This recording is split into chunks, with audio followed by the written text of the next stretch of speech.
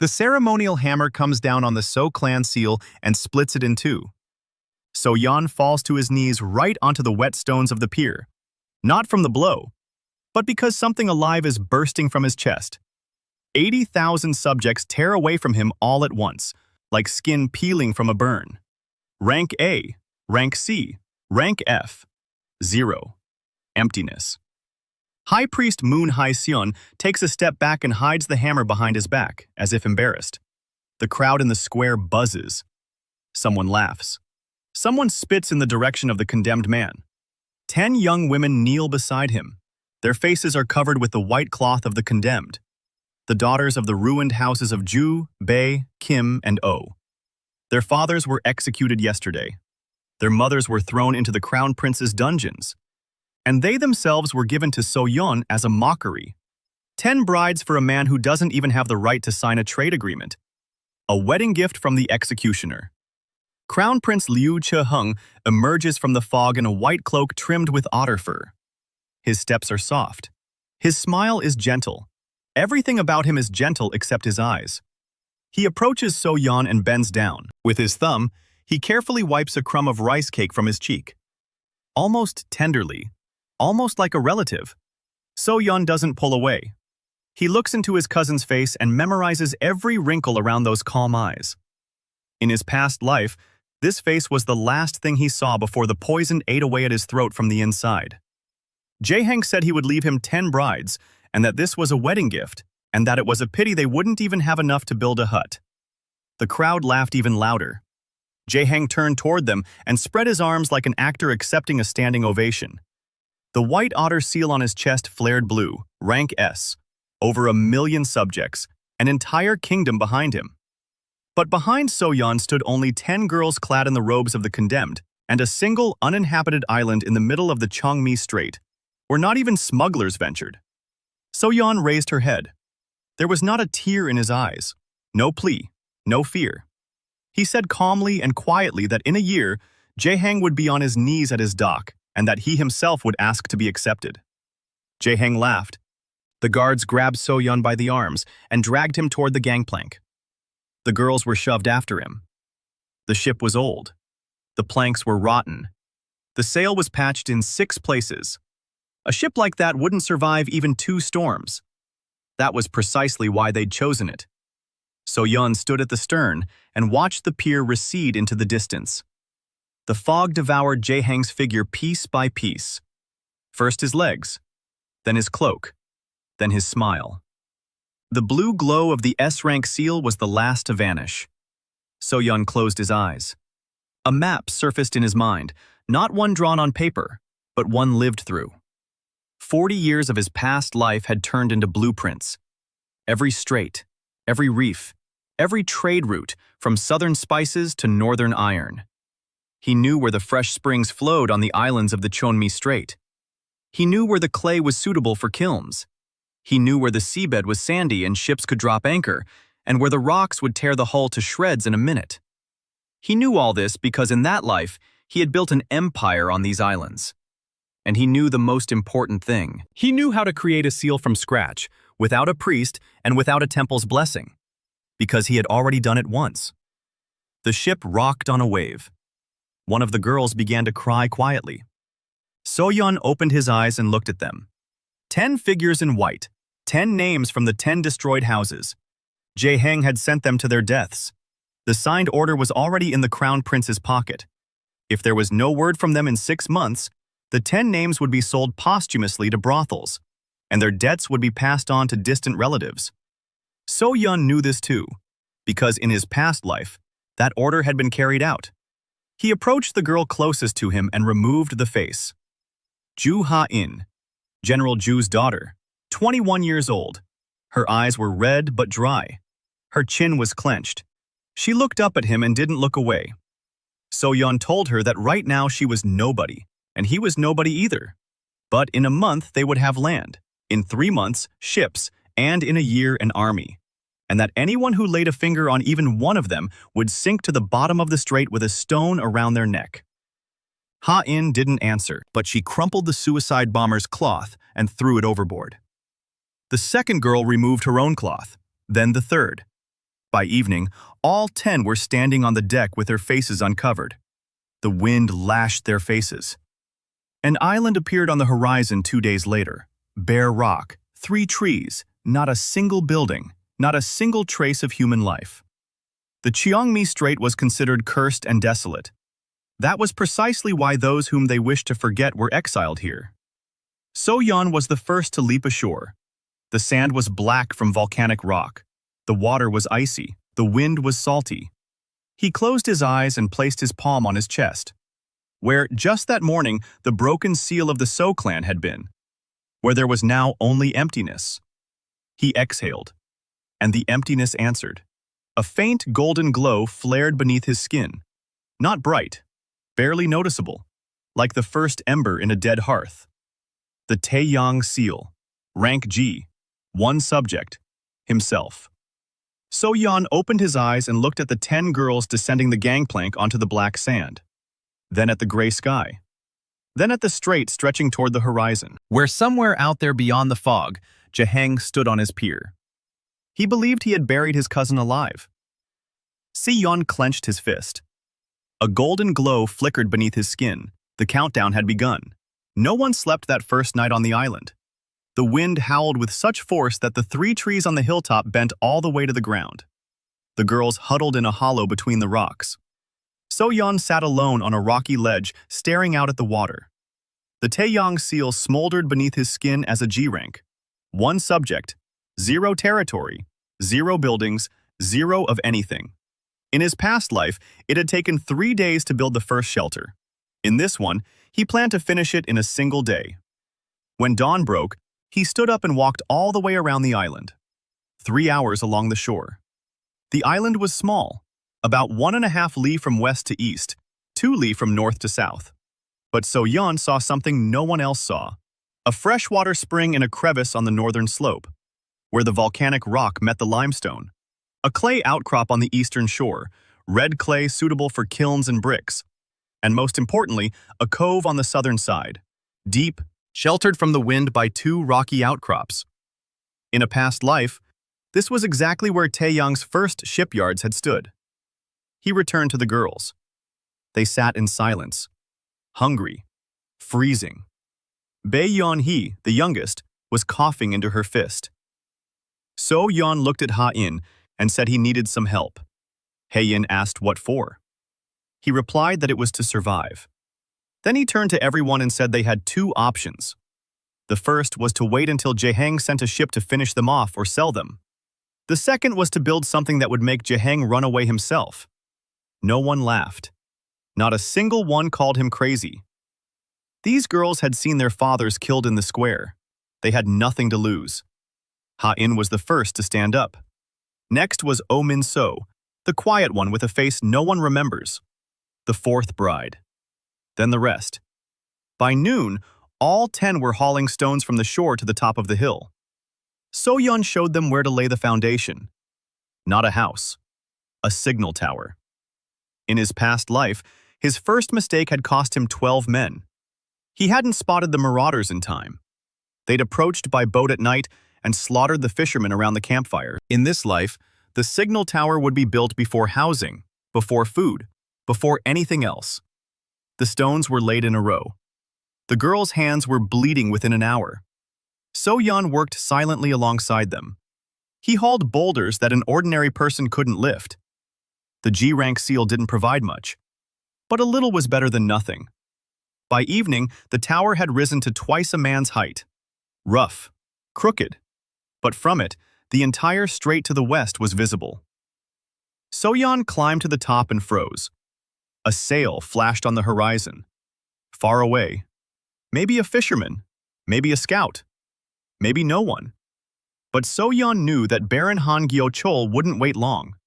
The fat governor of the strait had received one task from Jaehang, to ensure the island remained a grave. Han-gyo-chol would send men, not soldiers, but marauders, convicts from a neighboring island. Cheap and expendable. So that dirty work would be done by dirty hands. In his past life, they had arrived on the 20th day. This time, Yeon intended to meet them sooner. He came down from the tower and called out to Ha-in. He told her that in 2 weeks, people would come to the island who would try to take them away by force. Ha-in didn't flinch. She asked how many there would be. So Yeon replied that there would be about 20. Ha-in nodded and said she needed a weapon. So Yeon showed her a long stick made of hard wood and told her that would be her weapon for the coming week. Things would get better after that. Hae-in took the stick and went off to practice by the cliffs. Bae-yeon-hee was sitting by the campfire, sketching something on a flat rock with a sharp shard of stone. Seo-yeon walked over and looked. The girl was drawing a map of the island, from memory. In a single walk-around, she had memorized every curve of the shore, every rock, every crevice. Seon silently sat down beside her and corrected a line. Yeon-hee looked at him and asked how he knew what the southern cove looked like from the inside if they hadn't gone down there yet. Seo-yeon didn't answer. But at that moment, he realized that this 17-year-old girl would be either his most dangerous ally or his most dangerous witness. On the third day, Seo-yeon conducted the first ceremony, without a priest, without a temple, without an altar. Just a circle of stones on top of a hill, a bonfire in the center. 10 girls standing around it. Seo-yeon explained briefly. He said he had a seal, not the temple's, his own. He said that if they swore an oath of allegiance in blood, they would become its subjects. And then they would have protection. Not a promise of protection, but the real thing. The seal grants the sovereign power proportional to the number of subjects and the size of the territory. Right now, he was weak, but with every oath, he would grow stronger. Ha-in stepped up to the bonfire first. She cut her palm and held out her hand. So-yeon took her hand, and the seal of Taeyang flared beneath her skin. A golden glow flowed from his chest through his hand into Ha-in's blood and back again. 2 subjects. Then Oh Min-soo. 3. Then Bae-yeon-hee. 4. One after another. Each oath felt like a hammer striking an anvil. So-yeon felt the seal growing heavier. 9, 10, 11. Rank G. 11 subjects. 1 island. 0 buildings. An insignificant number. But in So-yeon's chest burned the same fire that had grown into an empire in his past life. He knew the exact sequence. The tower, the well, the kiln, bricks, walls, the pier, fishing nets, fish, salt, supplies, a shipyard, the first ship. Every step had already been taken. Every mistake had already been made in that life and would not be repeated in this one. On the 7th day, a wall stood around the hilltop, low, waist-high, but made of stone and clay. On the 8th day, the well began to yield water. Clean, fresh water from a crevice was channeled through a bamboo trough into a stone basin. On the 10th day, Bae-yeon-hee compiled a complete inventory of the island's resources. 3 types of edible shellfish on the shoal, a colony of seabirds on the northern cliff, eggs, feathers for arrow fletching, seaweed suitable for food and as fertilizer, clay, stone. Only 3 tree trunks. Not enough. Critically insufficient for construction. So-yeon looked south. There, across a strait half a day's journey wide, stood a second island, larger, covered in forest, also uninhabited, also cursed. So-yeon told Ha-in that on the 13th day they would sail there. Ha-in asked how. So-yeon pointed to the wrecked ship that had brought them there. 3 planks from its hull were suitable for a raft. Ha-in looked at the 3 planks. She looked at the strait. She looked at So-yeon. And she nodded. On the 12th day, So-yeon stood atop the signal tower and looked west. The seal smoldered in his chest. Rank G. 11 subjects. The counter crept so slowly that it felt as if time had stopped. But So-yeon knew one thing. In 2 days, marauders would appear on this island. And they would bring him what he lacked most of all. People. They arrived on the 14th day. 2 rowboats emerged from the morning fog to the west. So-yeon spotted them from the tower half an hour before they landed. 23 people. Former convicts from Pukto Island. Their weapons were poor. Knives, sticks with nails. 2 of them had rusty swords. But 23 bodies meant 23 bodies against 1 man and 10 girls. Yeon calmly descended from the tower. He told Ha-in to take everyone behind the wall and not to come out. Ha-in gripped her stick and said she would stay. Yeon repeated himself. Behind the wall. This is not a request. Hae-in clenched her teeth but left. Yeon walked down to the shore. He stood in the surf where the water reached his ankles. The seal's maritime anchor only worked within the water's radius. Every step away from the shore weakened it. Every step toward the water strengthened it. At rank G, the boost was negligible. But Yeon had no intention of fighting at rank G. The marauders poured out of the rowboats. Their leader walked ahead, big, broad-shouldered, his face scarred by a convict's brand. Kim Do-hyuk. In his past life, this man had become the captain of his personal guard. In this one, he didn't yet know that his life had just changed. Do-hyuk stopped 10 paces from Yeon and surveyed the island. Rocks, a tower, a wall, a lone man standing ankle-deep in the water. And he burst out laughing. He said he'd been promised 10 girls and food. But here there was only a wet jester and a pile of rocks. His men laughed along with him. 22 voices. Then Do-hyuk saw a glow. Faint, golden, above Yeon's chest. The laughter died down. Do-hyuk knew what the seal was. Every convict knew. The seal meant the sovereign. The sovereign meant the army.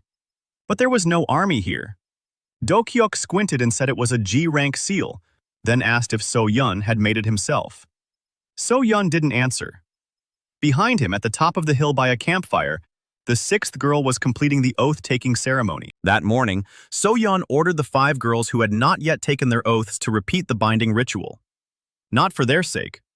They were already subjects. It was for the sake of the 2 fishermen whom Oh Min-so had found on a nearby sandbar the night before.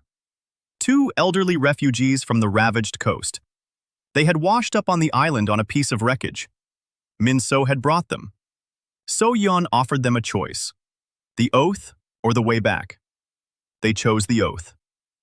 13 subjects became 15, then 16, and at that moment, the seal clicked. Yeon felt it like the click of a door lock. Rank F. The golden glow on his chest flared brighter. The strength in his muscles tripled. The water around his ankles began to swirl. Yeon told Do-hyuk, rank F, it just became F. And he took a step forward. The wet sand crunched beneath his foot. Do-hyuk was a large man, a head taller than Yeon, 30 jin heavier. But when Yeon grabbed him by the throat with one hand and lifted him above the water, the 22 marauders behind Do-hyuk didn't see the effort. They saw a thin man in tattered clothes holding their leader in the air on an outstretched arm like a marionette. Do-hyuk was gasping for air. His legs dangled above the water. His fingers scraped against Yeon's wrist, but he couldn't loosen his grip. Yeon said they had 3 seconds, the oath or the bottom. He counted aloud. 1. Silence. 2. The first looter threw his knife into the water and fell to his knees. The second followed. The third. Yeon didn't wait for the 3rd second. 18 out of 22 were on their knees in the surf when he lowered Do-hyuk onto the sand. 4 ran toward the rowboats. Yeon didn't stop them. Let them run. Let them tell the story. Do-hyuk lay on the wet sand coughing. Then he raised his head and looked at Yeon. There was no hatred in his eyes. There was something else. Confusion. He asked who Yeon was. Yeon crouched down beside him and said that he was the master of this island, and that Do-hyuk could become his captain or his drowning victim. His choice. Do-hyuk was silent for a long time. Then he held out his hand, palm up. Yeon cut into his palm, and the seal of Taeyong accepted its 20th subject. Then the 21st, the 22nd. By morning, 33 names were burning in the seal. Rank E. 33 subjects. 1 island. A tower. A wall. 2 rowboats. Yeon stood at the top of the tower and looked east. Somewhere out there, in the governor's office, Baron Han Gyeochul was drinking tea from a porcelain cup and waiting for a report that the island had been cleared. The 4 escaped marauders would reach his men in 2 days. And the Baron would learn that instead of corpses, the seal now stood on the island. And then he would send more than just marauders. So Yeon placed his hand on his chest. A golden glow pulsed steadily and strongly. The Taeyang seal. Rank E. He reminded himself quietly. Jaeheng, the white otter. Rank S. 1,000,000 subjects. He is far away and does not know yet. But when he finds out, he won't send the barren. It won't be for a while. But he will send one, which means time is short. So Yeon closed his eyes and saw the blueprint. The shipyard. South Bay. 23 pairs of working hands, plus 10. The first caravel in 2 months. If we're lucky, in 6 weeks. He opened his eyes and went downstairs. Work was about to begin. Kim Do-hyuk's marauders will land on the 14th day. So Yeon will meet them on the shore. The seal shifts from G to F at the moment of battle. Seo Yeon subdues 23 marauders. Taeyang's seal is rank E, 33 subjects. The 4 who escaped will carry the news to Baron Han Gyeochol. Do-hyuk didn't trust Seo Yeon. You could tell by the way he slept. His back to the rock, facing the exit. His hand on his knife. A convict who had slept for 6 years in a pit with rats didn't know any other way. Seo Yeon didn't rush him. In his past life, it took Do-hyuk a month to stop sleeping with a knife. Then half a year to speak without being ordered to. Then a year to shield Seo Yeon from an arrow and take an arrowhead in his shoulder without batting an eye. There wasn't a year to spare. On the very first day after they submitted, Seo Yeon divided the people into 3 groups. The first group was led by Ha-in, 10 people, building fortifications on the northern shore and scouting the second island. The second group was led by Do-hyuk, 8 people, clearing the forest on the second island and transporting logs by raft. The third group was led by Bae Yeon-hee, 5 people. Resource management, fishing, and gathering eggs and shellfish. Oh Min-soo was not assigned to a group. So Yeon called her aside to the southern shore and told her she needed to disappear. Min-soo raised her eyebrows. For the first time, an expression appeared on her usually expressionless face. So Yeon explained. 4 marauders fled west. In 2 days, they'll reach Baron Han Gyochol's men. The Baron will send scouts, then mercenaries, then ships. So Yeon needs to know exactly when and how many. Min-soo must reach the nearest port on the Straits coast and go into hiding. Listen, remember, pass it on. Min-soo asked how she could get to the port without a ship. So Yeon pointed to one of the marauders' 2 rowboats and said this one was smaller. She could manage it on her own. Min-soo looked at the rowboat, then at So Yeon. Then she nodded and left without a word. By evening, the rowboat had disappeared over the horizon. So Yeon watched it go. In her past life, Oh Min-soo had created a spy network that spanned all 7 kingdoms. In this life, she had a single boat and a single pair of eyes. But So Yeon knew that would be enough. A week passed. Logs from the second island came pouring in. Do-hyuk worked like a beast, silently, furiously. His marauders had turned into lumberjacks and carpenters in 3 days. Not because they wanted to, because So Yeon fed them. 3 times a day. Fish, shellfish, seaweed, eggs. Simple food, but plenty of it. In the penal colony, they were fed once every 2 days. Here, they ate their fill and worked until dark. Not a single one complained. On the 19th day after landing, So Yeon laid the foundation for the shipyard in the southern cove. A long platform of stone and rammed clay along the water's edge. 2 slipways for small vessels. In his past life, the first ship from the Taeyang shipyard had been launched after 4 months. So Yeon had lived through those 4 months and remembered every mistake. He remembered that the third slipway had been built too close to the water, and the tide had eroded the foundation. He remembered that the first craftsman didn't know how to lay the keel, and 7 hulls cracked before a single serviceable one was produced. He remembered that they needed not 1 carpenter but 3, and that the oak for the keel had to be soaked in salt water not for 7 days, but for 14. There would be no mistakes in this life. On the 22nd day, the first refugees arrived. A boat carrying 12 people. Fishermen from the southern coast of Hwagyeon. Their village had been burned down by Baron Han Gyochol's tax collector because they owed 1.5 measures of grain.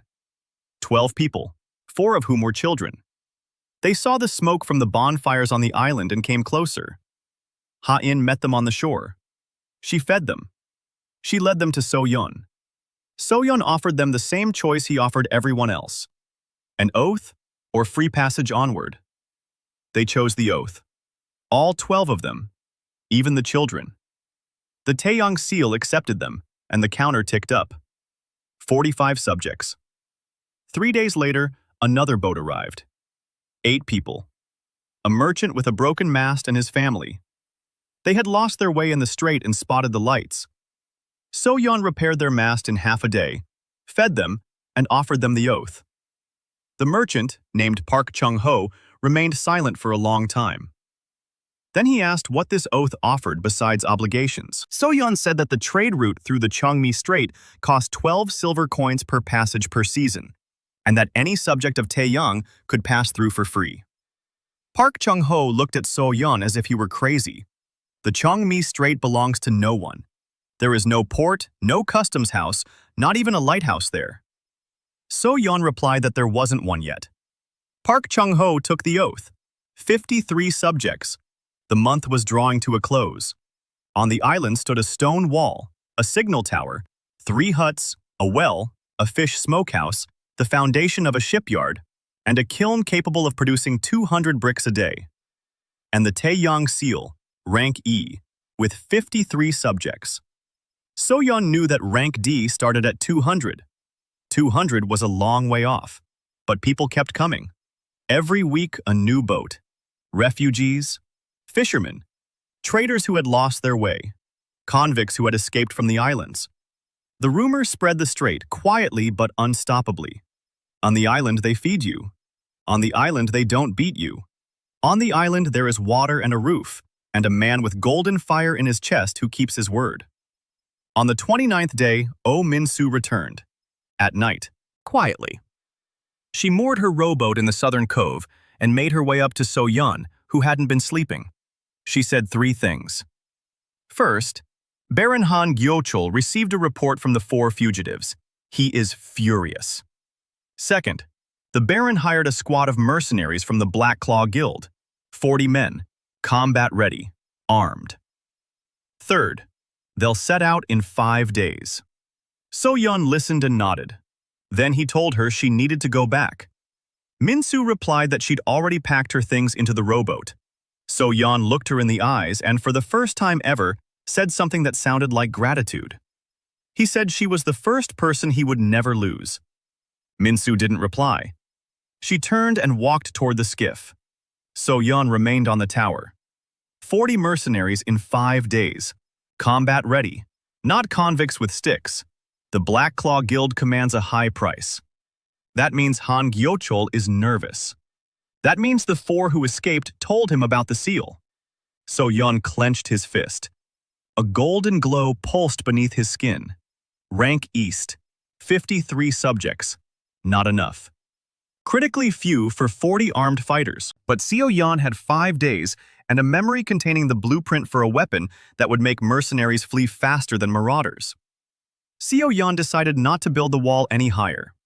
A wall wouldn't stop 40 fighters with swords. Instead, he went down to the southern cove and began digging. Ha-in found him waist-deep in a pit at dawn and asked what he was doing. So-yeon said he was making gunpowder. Ha-in didn't know that word. No one on the continent of Haedong knew that word. Gunpowder existed in only one mine in the entire archipelago, and that mine belonged to a man who had lived 40 years in a future that had not yet arrived. In his past life, So-yeon had created his first gunpowder charge in the 6th month. It was too late. By that time, he had already lost 4 men in skirmishes. In this life, the gunpowder would be ready on the 29th day. The recipe was simple: saltpeter, sulfur, and charcoal. Saltpeter had crystallized on the walls of a cave in the northern part of the island. So-yeon knew this because, in his past life, his people had found it by chance a year later. Sulfur lay in yellow flecks within the volcanic rock on the eastern shore, coal from the campfire. The proportions were 7 to 1 to 1. So-yeon mixed it himself. At night, by the light of a single splinter, his hands worked by memory. He pressed. He kneaded. He dried. The first batch was small, about the size of a fist. But when he set a pinch of it alight on a rock and it burst into a white flash with a roar, Do-hyuk, who was standing nearby, recoiled and grabbed his knife. His eyes were those of a man who had seen a demon. So-yeon told him to put the knife away and that this wasn't magic but science. Do-hyuk didn't put the knife away for another minute. Then he slowly lowered his hand and asked if it could kill someone. So-yeon replied that it could kill 40 people at once if arranged correctly. Do-hyuk looked at the handful of gray powder in So-yeon's hand, then at him. Then for the first time ever, he called him not a man or an outcast, but master. It took 3 days to prepare. So-yeon planted 4 charges in a narrow passage between the rocks on the western shore, the only place where a large group could land. The charges were crude: clay pots stuffed with gunpowder and scrap iron, shards from the looters' broken tools, nails, pieces of chain. Each pot weighed as much as a child's head. The fuses were made of rope soaked in grease. So-yeon checked each one personally. Then he positioned his men. Do-hyuk and his 10 best fighters were behind the rocks on the cliff's crest. Yeon and 5 girls were stationed at the signal tower in case of a breakthrough. Yeon was in the cave with the children and the wounded. So-yeon himself took his position on the shore, where the water was, where his strength tripled. On the 4th day after Minsu's return, sails appeared on the horizon. 3 boats, more than the marauders had. It's getting tougher. At the bow of the lead boat stood a man in black with a red armband, the emblem of the Black Claw Guild. So-yeon counted the men as the boats approached. 42. Minsu was off by 2. Or the Baron had added more. It didn't matter. The mercenaries landed on the western shore, confidently. It was noisy. They hadn't expected any resistance. The island was marked as uninhabited on the map, and the Baron's men had said there was 1 man and 10 girls there. Their commander, the man with the red armband, lined up the squad in a column and led them through a narrow passage between the rocks. So-yeon stood on the shore 50 paces away, visible, on purpose, a decoy. The commander saw him and quickened his pace. 42 men filed into the passage. It was narrow, with walls 3 times a man's height on either side. So-yeon raised his hand. Do-hyuk, perched on the crest of the cliff, saw the signal and brought the flame to the first fuse. Se-yeon closed his eyes. The explosion was so powerful that seagulls took flight from the cliffs for miles around. 4 charges detonated half a second apart. The stone passageway turned into a trap. Shards of iron and stone flew horizontally. Dust rose as high as a tower. The screams lasted 8 seconds. Then it grew quiet. When the dust settled, So-yeon entered the passageway. 14 bodies lay on the ground. Not all of them were dead. Some were moaning. The remaining 28 stood on the other side of the rubble, stunned and blinded. Their commander lay against the wall. His red bandage had turned red from another's blood. So-yeon stepped over him and walked out to the remnants of the squad. They saw him and took a step back. 1. Thin, in tattered clothes, with a golden glow on his chest. The E-rank insignia glowed brighter than usual because So-yeon was standing ankle-deep in water that had seeped into the passage through a crack in the rock. A maritime connection. Power flowed through his muscles like liquid fire. He said quietly, "The oath, or a second volley." He was bluffing. There was no more gunpowder. But they didn't know that. The first mercenary dropped his sword after 7 seconds. The rest followed suit. 23, 24, 25 fighters laid down their weapons in the wet stone passageway reeking of sulfur and blood. 3 tried to flee toward the boats. Do-hyuk intercepted them on the shore. He didn't kill them. He broke one man's arm by twisting his elbow backward, and the rest surrendered. So-yeon administered the oath right there on the spot, amid the bodies and moans. Roughly, quickly, cuts on his palms. A golden glow flashed again and again. The counter jumped. 70, 80, 90. The wounded were carried back to camp. Yeon washed their wounds with seawater and bandaged them with strips of cloth. 2 had died by morning. The rest survived. By the end of the day, there were 103 subjects on the island. Taeyang Seal, rank E.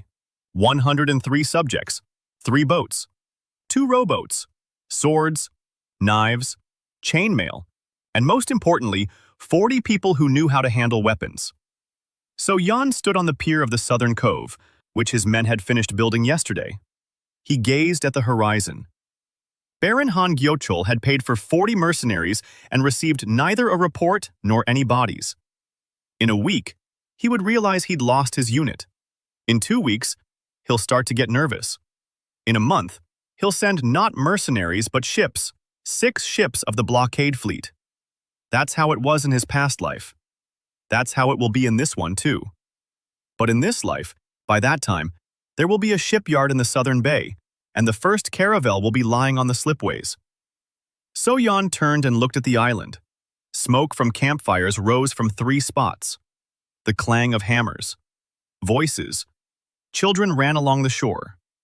A month ago, this had been bare rock. Now people lived here.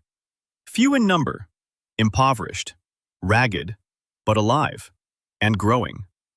So Yeon placed his hand on his chest. The Taeyang Seal pulsed steadily and fiercely. He closed his eyes and murmured quietly to himself, Jae-heng, the White Otter, rank S. It was neither a threat nor a promise. It was a score, and it wasn't settled yet. So Yeon makes gunpowder from local materials and sets up an ambush in a rocky passageway. 42 mercenaries from the Black Claw Guild are wiped out by the explosion and bound by oath. The Taeyang Seal, 103 subjects, rank E. The island is filling up with people and buildings. So Yeon awaits the Baron's next strike. The first caravel touched the water on the 62nd day. So Yeon stood knee-deep in the cove, his hand resting on the wet hull. The wood was rough. The caulking was uneven. The sail was sewn from 4 different pieces of cloth. But the keel beam was perfectly aligned because So Yeon had personally marked it out according to a blueprint from his past life and hadn't allowed a single carpenter to deviate by so much as a finger's breadth. The ship slid off the slipway and rocked on the water as if alive. Do-hyuk stood on the shore and watched. His marauders, who had become carpenters, stood nearby. No one shouted. No one was celebrating. They looked at the ship as if it were a miracle that had no right to exist. 6 weeks ago, there had been nothing but bare rock here. Now, in the cove, stood a pier supported by 18 piles. A shipyard with 2 slipways, a lumber yard, a blacksmith shop. The kiln was already producing 400 bricks a day, and the first ship. So Yeon turned to Ha-in. She was standing on the pier with her arms crossed. In 2 months, General Ju's daughter had changed. Her shoulders were squared, her back was straight, her voice had become shorter and harsher. She commanded a construction crew of 20 men, and not a single one of the former convicts dared to contradict her after she broke the nose of a looter who had tried to grab her during the 3rd week with a stick. So Yeon told her that this ship was hers. Ha-in raised an eyebrow. So Yeon explained. She needed a crew of 10. The route would follow the western coast of the strait, passing through 3 fishing villages. He handed her a map. There was only one task, to bring the people back not by force. With food. The caravel would carry smoked fish and salt. Taeyang produced salt by evaporation in stone basins on the southern shore, a technique from a past life. As simple as a hammer. Seawater poured into a flat basin carved out of stone. The sun did the rest. 3 basins produced enough salt to supply the entire island, with some left over for trade. Salt in the Cheonmi Strait was more valuable than silver because the nearest saltworks were on the mainland, a 2-day journey away. Ha-in left that very evening. 10 people on board, barrels of fish and salt in sacks. So Yeon watched the sail disappear into the twilight and counted. Rank E, 120 subjects. 2 fishing villages had sent their families over the past 2 weeks. 12 fishermen, their wives, children, the elderly, people who had fled the Baron's tax collectors in starvation. The seal accepted everyone. The count was rising, but not as fast as needed. 200 subjects is rank D. 200 is the threshold beyond which the seal will become noticeable to the priests of the nearest temples. Until that moment, Taeyeon is invisible. After that, the race will begin. On the 65th day, Oh Min-soo returned. This time she wasn't alone. Sitting with her in the boat was a man in a dirty merchant's robe. Thin, nervous, shifty eyes. Min-soo brought him to Yeon and said this was Yeon Chol, the former accountant of the Moonwon Trade Guild. He had fled because the guild leader, Chae Yong-gu, ordered him killed because Won had seen the secret ledgers. Yeon looked at the accountant and asked what ledgers. Yeon Chol began to tremble. Then he started talking, and he couldn't stop for 2 hours. The Moonwon Guild financed half of Baron Han Gi-chol's operations in the strait: slave smuggling, the resale of looted goods, falsified customs duties, and duplicate invoices. The money passed through 3 front companies and ended up in Chae Yong-gu's personal coffers. The Baron received a third. Crown Prince Jae-hang received 10% for his patronage. So-young listened in silence. Bae-yeon-hee sat beside him, writing down every word, every number, and every name on clay tablets. Her memory didn't need the notes, but the notes were needed for something else, as evidence. When Won finished, So-young asked him to take an oath. Won swore without hesitation. 121 subjects. So-young told Min-soo that she had brought him more than just a sword. Min-soo nodded and said she had something else. Baron Han Gi-chol lost contact with the mercenaries 3 weeks ago. He sent a reconnaissance boat to the island. The boat returned and reported that there were structures on the island.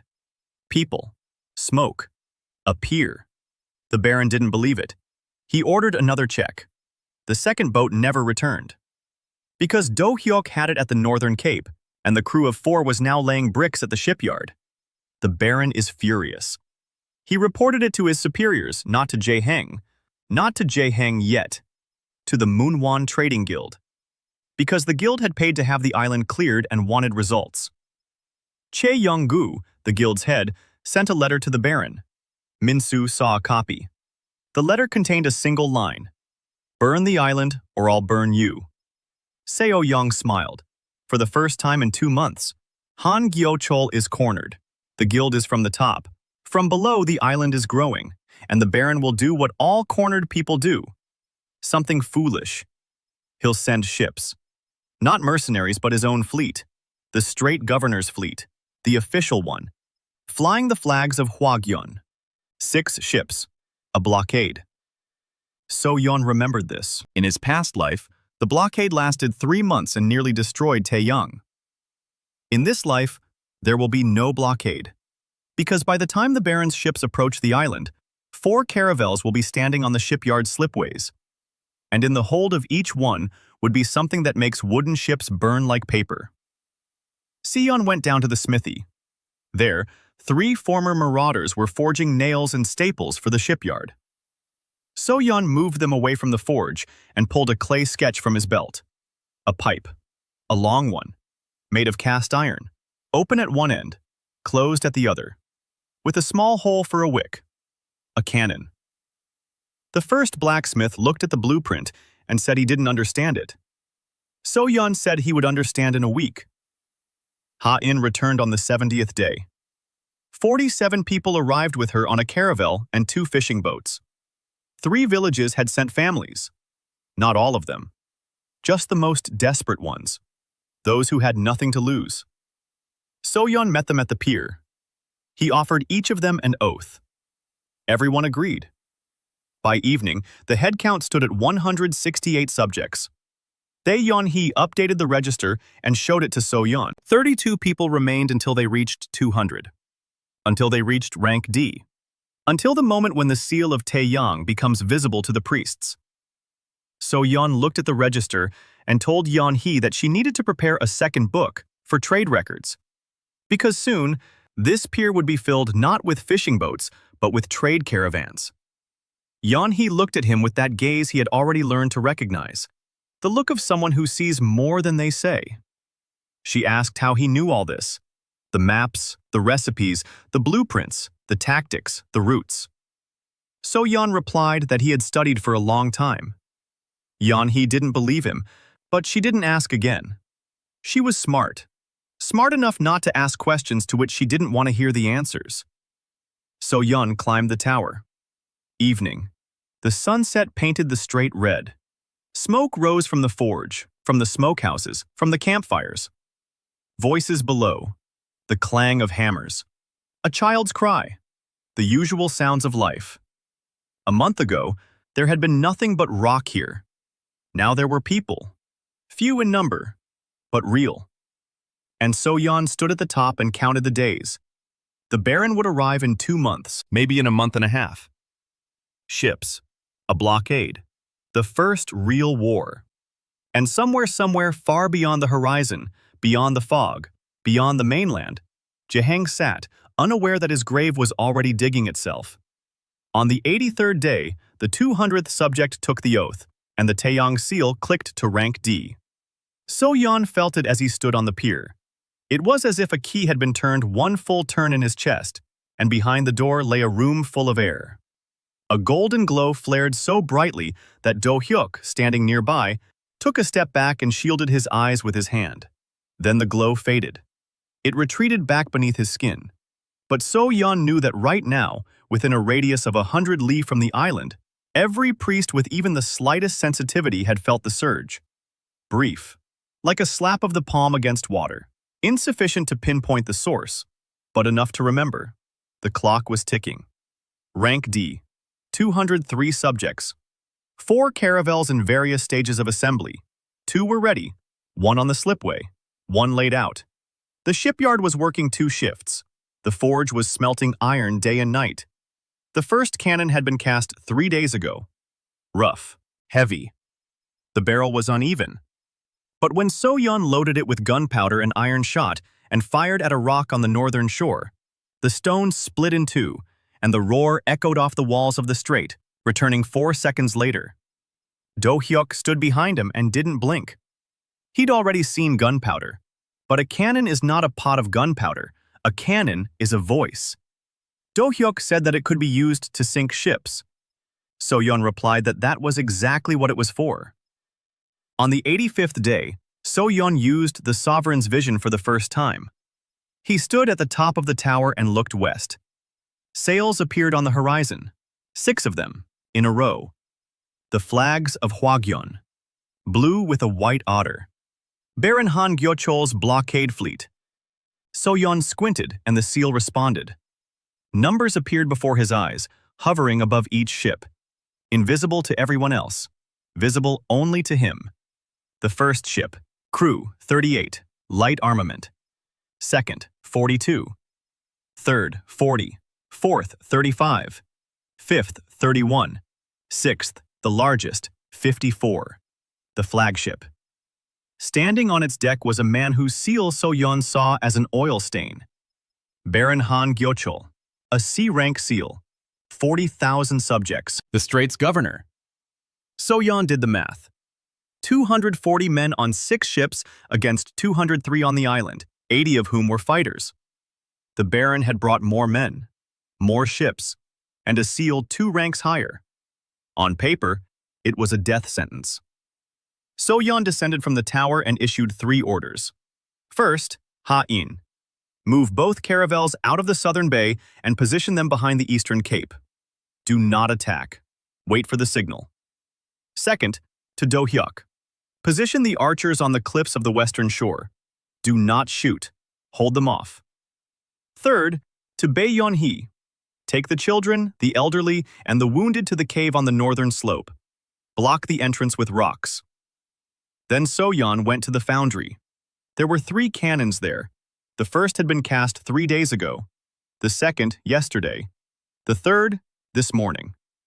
2 of the 3 were misshapen with crooked barrels. They were good for only 1 or 2 volleys. The third was straight. So Yeon personally positioned it on the pier, facing the strait, with the muzzle pointing west, directly at the fleet's approach line. The blockade began on the 86th day. 6 ships formed a semicircle, blocking the western approach to the island. A rowboat was lowered from the deck of the flagship, and an envoy approached the shore. A young officer in a uniform with a baron's insignia. He stood in the shallows and shouted that Barren Han Gyeochul, governor of the Chonmi Strait, on behalf of the eastern kingdom of Hwagyong, hereby declares the island an illegal settlement and orders all residents to surrender and leave the shore within 24 hours. Refusal will be considered an act of rebellion. So Yeon stood on the pier and listened. Then he looked down at the officer and asked if he could see the glow on his chest. The officer turned pale. The golden glow of the D-rank seal was clearly visible even in daylight. The officer knew what the seal was. Everyone on the continent knew. The seal meant sovereignty. Sovereignty meant subjects. Subjects meant rights. But a seal not consecrated by the Temple of the Meridian meant nothing. It was a forgery. It was a crime. It was execution without trial. The officer swallowed hard and repeated the order. So Yeon replied that he would pass on 2 words to the Baron. Come closer. The officer swam back. It was 300 paces across the water from the flagship's deck to the pier. The cannon had a range of 200, so Yeon knew. In his past life, the blockade had lasted 3 months, and he had nearly starved to death. In this life, the blockade wouldn't last a day. The night passed quietly. The barren ships rocked on the waves. Lanterns burned on the decks. The sentries called out to one another. They weren't afraid. 200 vagabonds on the rocks. No fleet, no weapons, no status. What was there to fear? At dawn, So Yeon woke Do Hyuk. He said one word. It's time. Do Hyuk roused his men in silence. 20 fighters took up positions on the cliffs. Ha-in led the caravels around the cape and came to a halt half a mile to the east. So Yeon approached the cannon on the pier. He loaded it himself. Gunpowder. Wadding. Shot. Iron shrapnel the size of a finger. He took aim. The flagship stood 200 paces away. Large. Sluggish. Its side turned toward the pier. A perfect target. So Yeon lit the fuse and fired. A deafening roar split the morning air. A column of smoke rose from the pier, and the wind carried it out onto the water. The grape shot struck the flagship's side in a fan-shaped pattern. The wood shattered into splinters. Shouts rang out on deck. So Yeon ran over to the second cannon. He loaded it. He fired. A second volley of grape shot struck higher up, the mast. The mast lurched. The sails sagged. A third volley from the third cannon struck lower, the waterline. Water gushed into the hold. So Yeon saw everything in detail because the sovereign's vision showed him every person on every ship. Panic. The sailors were scrambling. Baron Han Gyeochul stood at the stern of the flagship, drenched in red, his eyes bulging. He was bellowing orders. But his ship was already sinking. Slowly, heavily, nest down. The 5 remaining ships began to move, but not toward the island, away from the island. The captains were turning their ships away from the shore, away from the roar, away from the impossible. One ship rammed another in the panic. Their sides collided. The oars snapped like bones. Canes struck from the east. 2 caravels slipped into the gap between the Baron's 2 outermost ships and cut them off. Archers on the cliffs let loose a volley. Arrows with stone tips. Rough. Inaccurate. But there were many of them, and they were flying from above. The blockade collapsed in 20 minutes. 4 ships fled westward. 1 ran aground at the northern cape. The flagship sank in shallow water. Its stern jutted out of the water. Baron Han Gyeochul escaped in a rowboat. So Yeon saw his fat body lurch over the side and fall into the boat. He saw the 4 rowers paddling away so fast that the oars bent. The Baron didn't look back once. Do Hyuk asked if they should catch up. So Yeon said no. Let him run. Let him tell the story. Let him say that there are cannons on the island that don't exist. Let him say that a rank D seal destroyed 6 rank C ships. Let this story reach the Moonwon Guild, the Crown Prince, everyone. Seo Yeon stood on the pier amid the gunpowder smoke and watched the sinking flagship. The counter in his chest was burning. Rank D, 203 subjects. Soon there will be more. The flagship's crew of 40 men was swimming toward shore. They had nowhere else to go. So Yeon was waiting for them in the shallows. The seal reaches rank D on the 83rd day. Baron Han Gyeochol leads 6 ships of the blockade fleet. So Yeon sinks the flagship with 3 cannon salvos and breaks the blockade. The Baron flees. The flagship's crew is captured. The sovereign's vision is used in battle for the first time. News of the sunk flagship reached the mainland in 6 days. So Yeon knew this because Oh Min-soo had sent a pigeon. The first of 4 that Bae Yeon-hee had tamed from the seabird colony. The note was short. 3 words carved onto a splinter. The guild knows. The Baron is fleeing. So Yeon burned the splinter and called for Ha-in. It was time to change the game. Until that day, Taeyang had grown quietly. He took in refugees. He built. He saved. Now it was time to bare his teeth, not at the island, but at the strait. Ha-in set sail with 4 caravels 3 days later. A full crew. 120 people on 4 ships. They set course west toward the trading hub of Cheongya, the point where routes from the 3 kingdoms converged.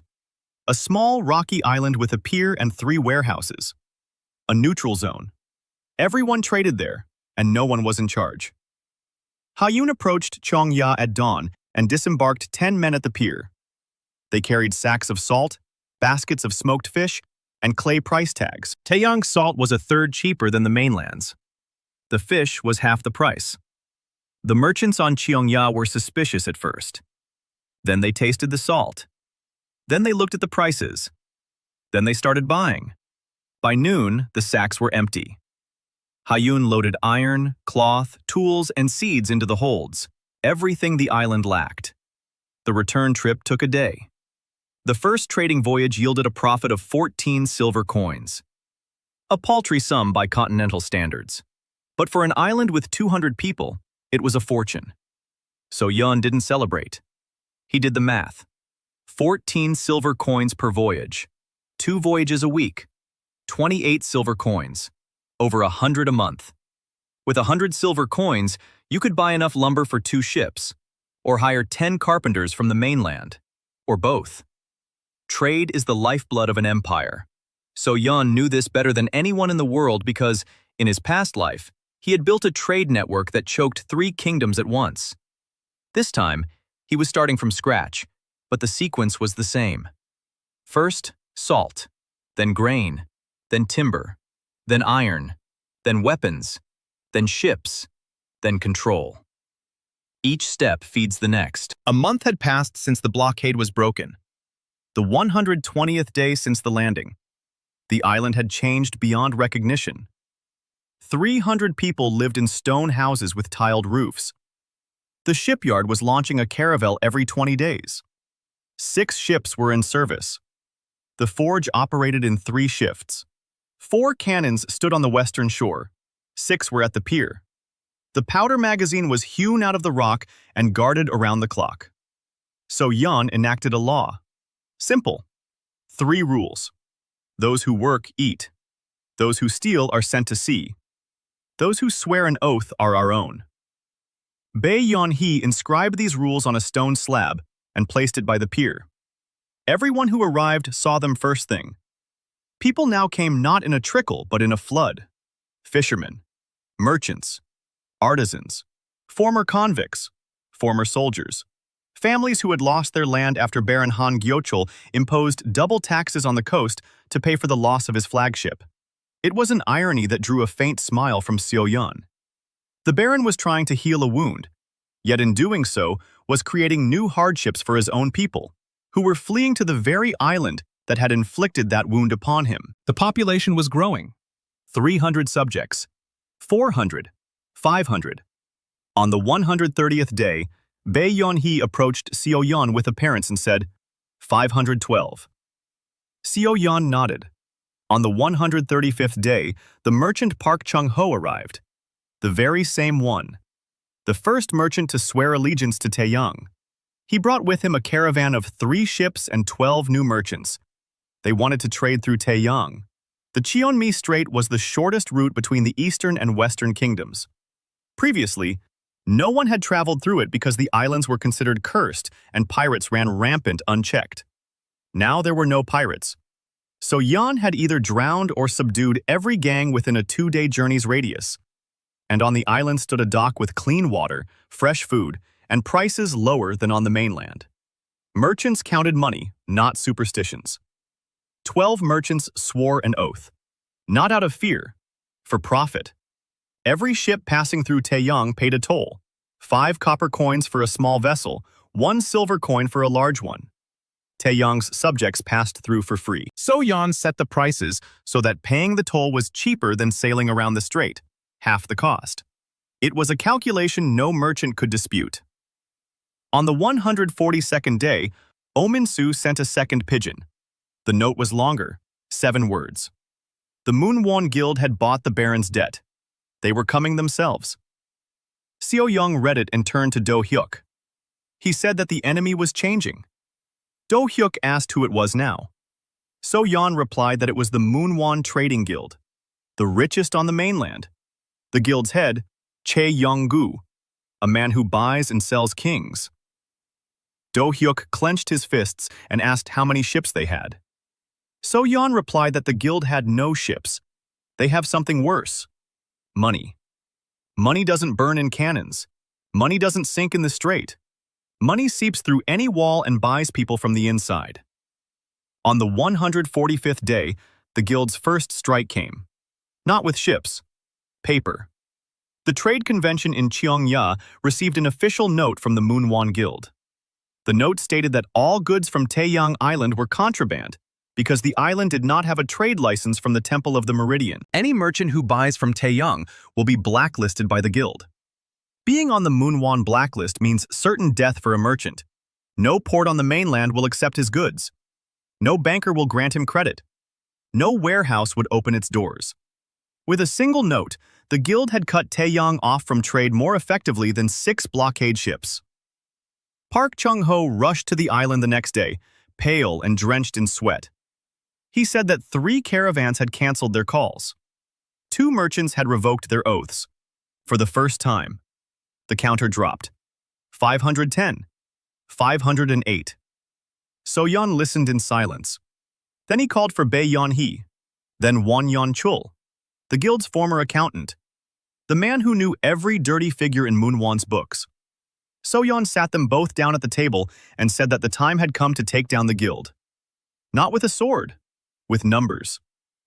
Choi Young-gu, head of the Moonwon Guild, arrived at the Cheongya Trade Convention in person. For the first time in 3 years. His ship was larger than any warship in the strait. White sails, a gilded prow, a cabin lined with silk. So-young had seen this ship in the sovereign's vision half an hour before its arrival. The crew numbered 72.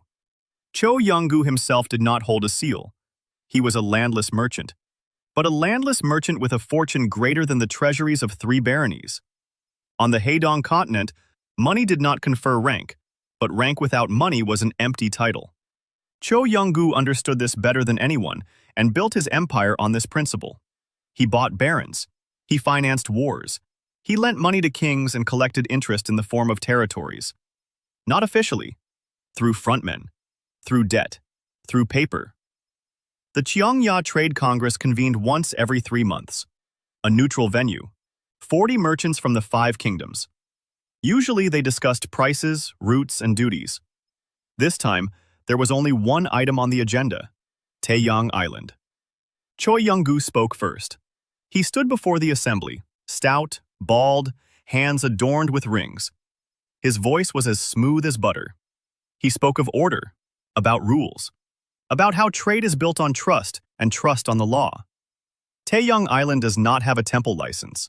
Its seal is not consecrated. Its sovereign is a nameless, exiled criminal, stripped of all rights. Anyone who trades with him becomes an accomplice. The Moonwon Guild is compelled to protect the market. The blacklist is not a punishment, but a necessity. 40 merchants listened in silence. Some nodded.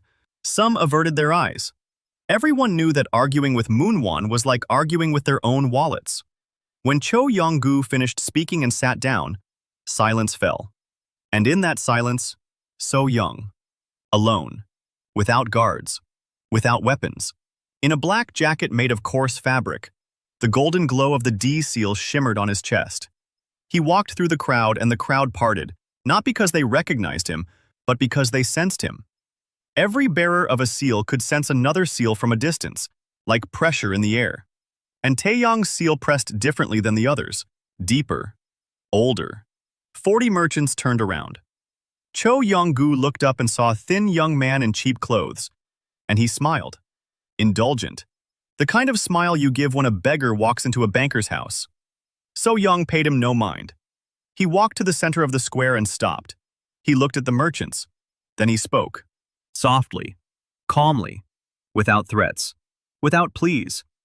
He said that over the past 6 years, the Moonwon Guild had sent 17 smuggling caravans across the Chongmi Strait, bypassing the customs duties of Hwagyeon and Songhua, through a front company owned by Kang from the port of Chilcheon. Baron Han Gyeochol knows this. He received a third of the profits. Crown Prince Jaeheng knows this. He received 10%. The 40 merchants froze. Cho Young-gu stopped smiling. So Yeon continued. He named the amounts, the dates, the names of the ships, the warehouse numbers at Chilcheon Port, the captains' names. He pronounced each number evenly and precisely, like a priest reading a verdict. Won Yeon Chol had given him these numbers, a former accountant, a man who had kept the guild's secondary ledger for 6 years and memorized every line. Bae Yeon-hee double-checked every digit. So-yeon spoke for 3 minutes. When he finished, the square was so quiet you could hear the waves crashing against the pier's pilings. Cho Young-gu stood up. His face was red. His hands were clenched into fists. His rings dug into his fingers. He said it was a lie and slander, that an exiled, nameless criminal had no right to speak at the trade convention, that he would demand his arrest. So-young looked at him and said one thing. He said that there were 3 copies of the guild's second book. One was with him. One was in a sealed chest aboard Park Chun-ho's ship, which was currently on the high seas, out of reach. The third had already been sent by carrier pigeon to the Trade Council of the Kingdom of Songhua, whose duties the guild had been evading for 6 years. Songhua would receive it in 2 days. Choi Young-gu turned pale. The Kingdom of Songhua was second in military power on the continent, and its treasurer did not forgive stolen duties. So Young turned to the merchants and made his final announcement. He stated that any merchant passing through Taeyong would pay 5 copper coins for a small vessel and 1 silver coin for a large one. This was half the cost of any other route. Taeyong subjects paid nothing. The Moonwon blacklist would remain in effect as long as Moonwon existed. And Moonwon will exist exactly until the day Songhua reads the second book. After that, the merchants will have a choice. Cling to a sinking ship or trade through the strait at a fair price. Cho Yeon turned and walked out without looking back. 37 of the 40 merchants watched him go. Choi Young-gu stood alone in the middle of the square, his hands trembling. 2 days later, the first trade caravan returned to Taeyong, then the second, then the third.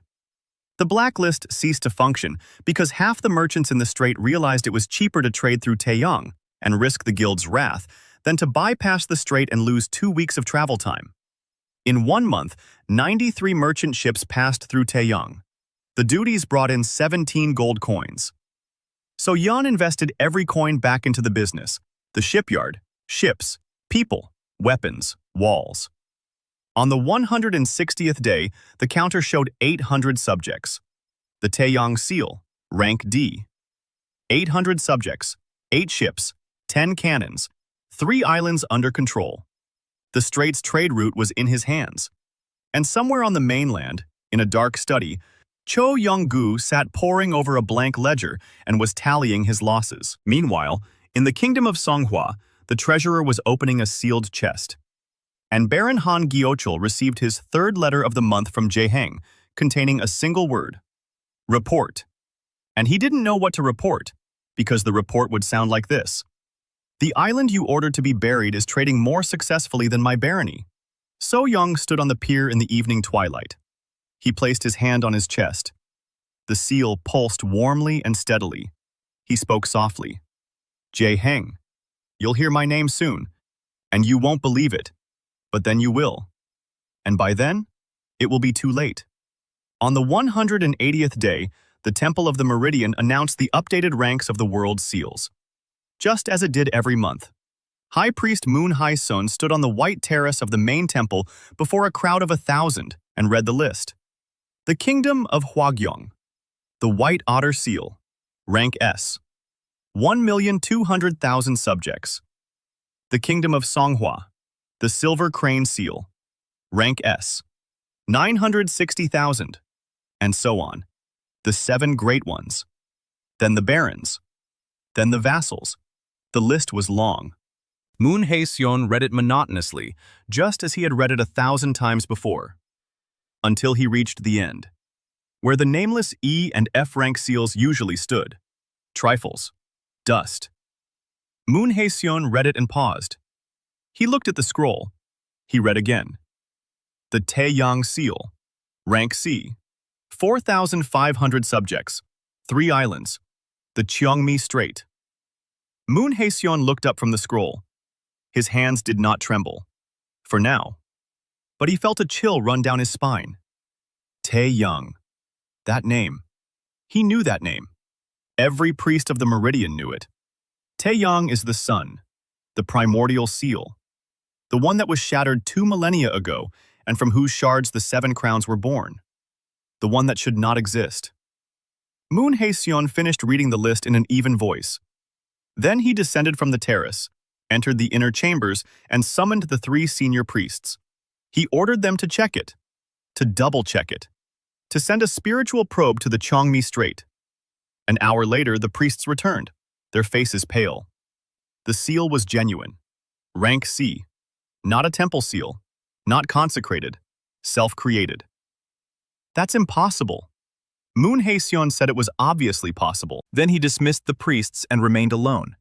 He sat down in a chair and stared at the scroll for a long time. The Taeyang Seal, rank C. 6 months ago, it didn't exist. Moon Hae-sun closed his eyes and recalled that morning at the pier. The hammer in his hands, the clan seal splitting in 2, the young man on his knees, his eyes empty, unreadable. Moon Hae-sun hadn't thought much of it at the time. An exile, a condemned man, a dead man. And now that dead man stood on the cursed island in the middle of the strait, and his seal pulsed brighter than that of half the barons on the continent. Moon Hae-sun stood up and walked to the window. Far to the south lay the Cheongmi Strait, invisible from here. But the priest could. He sensed the golden glow, faint at such a distance, but recognizable. Old, more ancient than any of the 7 crowns. He whispered that this must be reported to the council. Then he clenched his fists.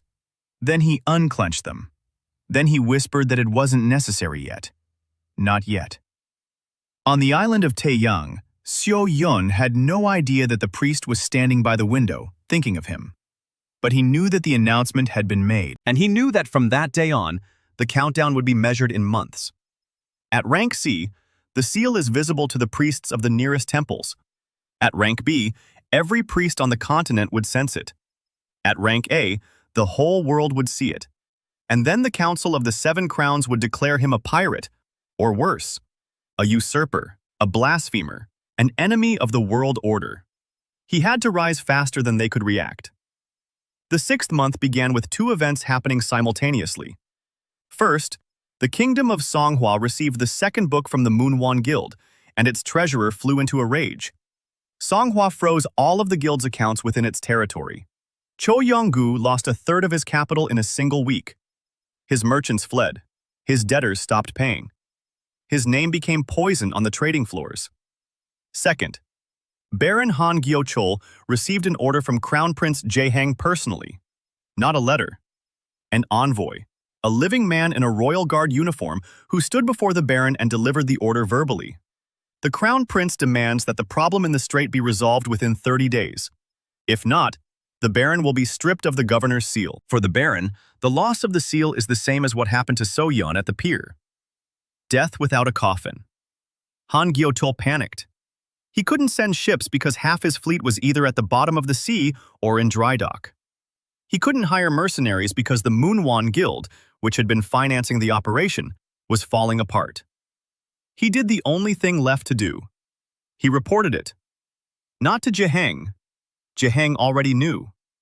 The Baron reported it to the Temple of the Meridian, an official complaint, an unlicensed seal in the Chongmi Strait, a threat to trade, a threat to order, a request to recognize the island as a pirate state. The temple responded 7 days later, faster than usual, because Moon Hae-seon already knew. He had been waiting for a pretext. The official proclamation was read aloud in the squares of every port city from Hwagyong to Songhua. Taeyang Island in the Chongmi Strait was declared an illegal settlement. The seal of Taeyang was deemed unlicensed and counterfeit. Its bearer, Seo Yeon, the former heir to the house of Seo, was declared a pirate and a usurper. Any kingdom has the right to execute him without trial. Seo Yeon received this news from Oh Min-soo and Park Chun-ho at the same time. 2 carrier pigeons arrived an hour apart. So-young read both messages. He placed them on the table. He looked at Ha-in, who was standing nearby with her fists clenched. He looked at Do-hyuk, who had his hand on his sword. He looked at Bae Yeon-hee, who wasn't moving, but whose eyes were sharper than either of theirs. And he said that everything was going according to plan. Ha-in asked what kind of plan involved declaring themselves pirates. So-yeon replied that the plan was that by the time they sent their fleet, there would be nothing left to sink. He needed 3 months. In 3 months, he would double the size of the fleet, triple the population, take over the entire strait, and then let them come. The Taeyang seal burned in his chest, rank C. 4,500 subjects, 12 ships. 2/3 of the Chongmi Strait was under his control. But now the whole world knew his name, and the world was deciding what to do with him. So Yeon stood on the pier and looked north. Somewhere out there, beyond the horizon, beyond the mainland, 1,000 li away, Jae-hung sat on his throne reading a report, and for the first time in 12 years, the name So-yeon did not bring a smile to his face. Being declared a pirate hadn't stopped the flow of people. It had doubled it. So-yeon knew this would happen because the same thing had happened in his past life. When the temple labels an island as pirate-infested, honest merchants turn away. But for every honest merchant, there are 10 hungry ones. And the hungry don't care about the temple's decrees. They care about food, shelter, and a law that actually works. In the first week after the announcement, 90 people arrived on Taeyang. In the second week, 130. Refugees from the Hwagyeon coast, where Baron Han Gyeochol had imposed a triple tax on the villages. Fishermen from Songhua, who had been driven from their fishing grounds after Moonwon's accounts were frozen, because someone had to pay for the losses, and, as always, it was those at the bottom. Former soldiers from the Baron's militias, discharged without pay. Former slaves from the plantations on the southern coast, who had fled by water on whatever they could find. So Yeon accepted them all. An oath or free passage. 9 out of 10 chose the oath. The Taeyang seal spread like wildfire through dry grass. 5,000. 6. 7. On the 210th day, the counter passed 8,000, and So Yeon felt the seal shift. Rank C+. An intermediate stage. The strength in his body had grown so much that he bent an iron rod with his bare hands just to test it. The marine anchor on the water made him something greater than a human. Do-hyuk saw how, during training, Seo Yeon cut through a 2-arm-span thick oak pillar with a boarding sword in a single stroke, and after that stopped calling him master. He began calling him sir.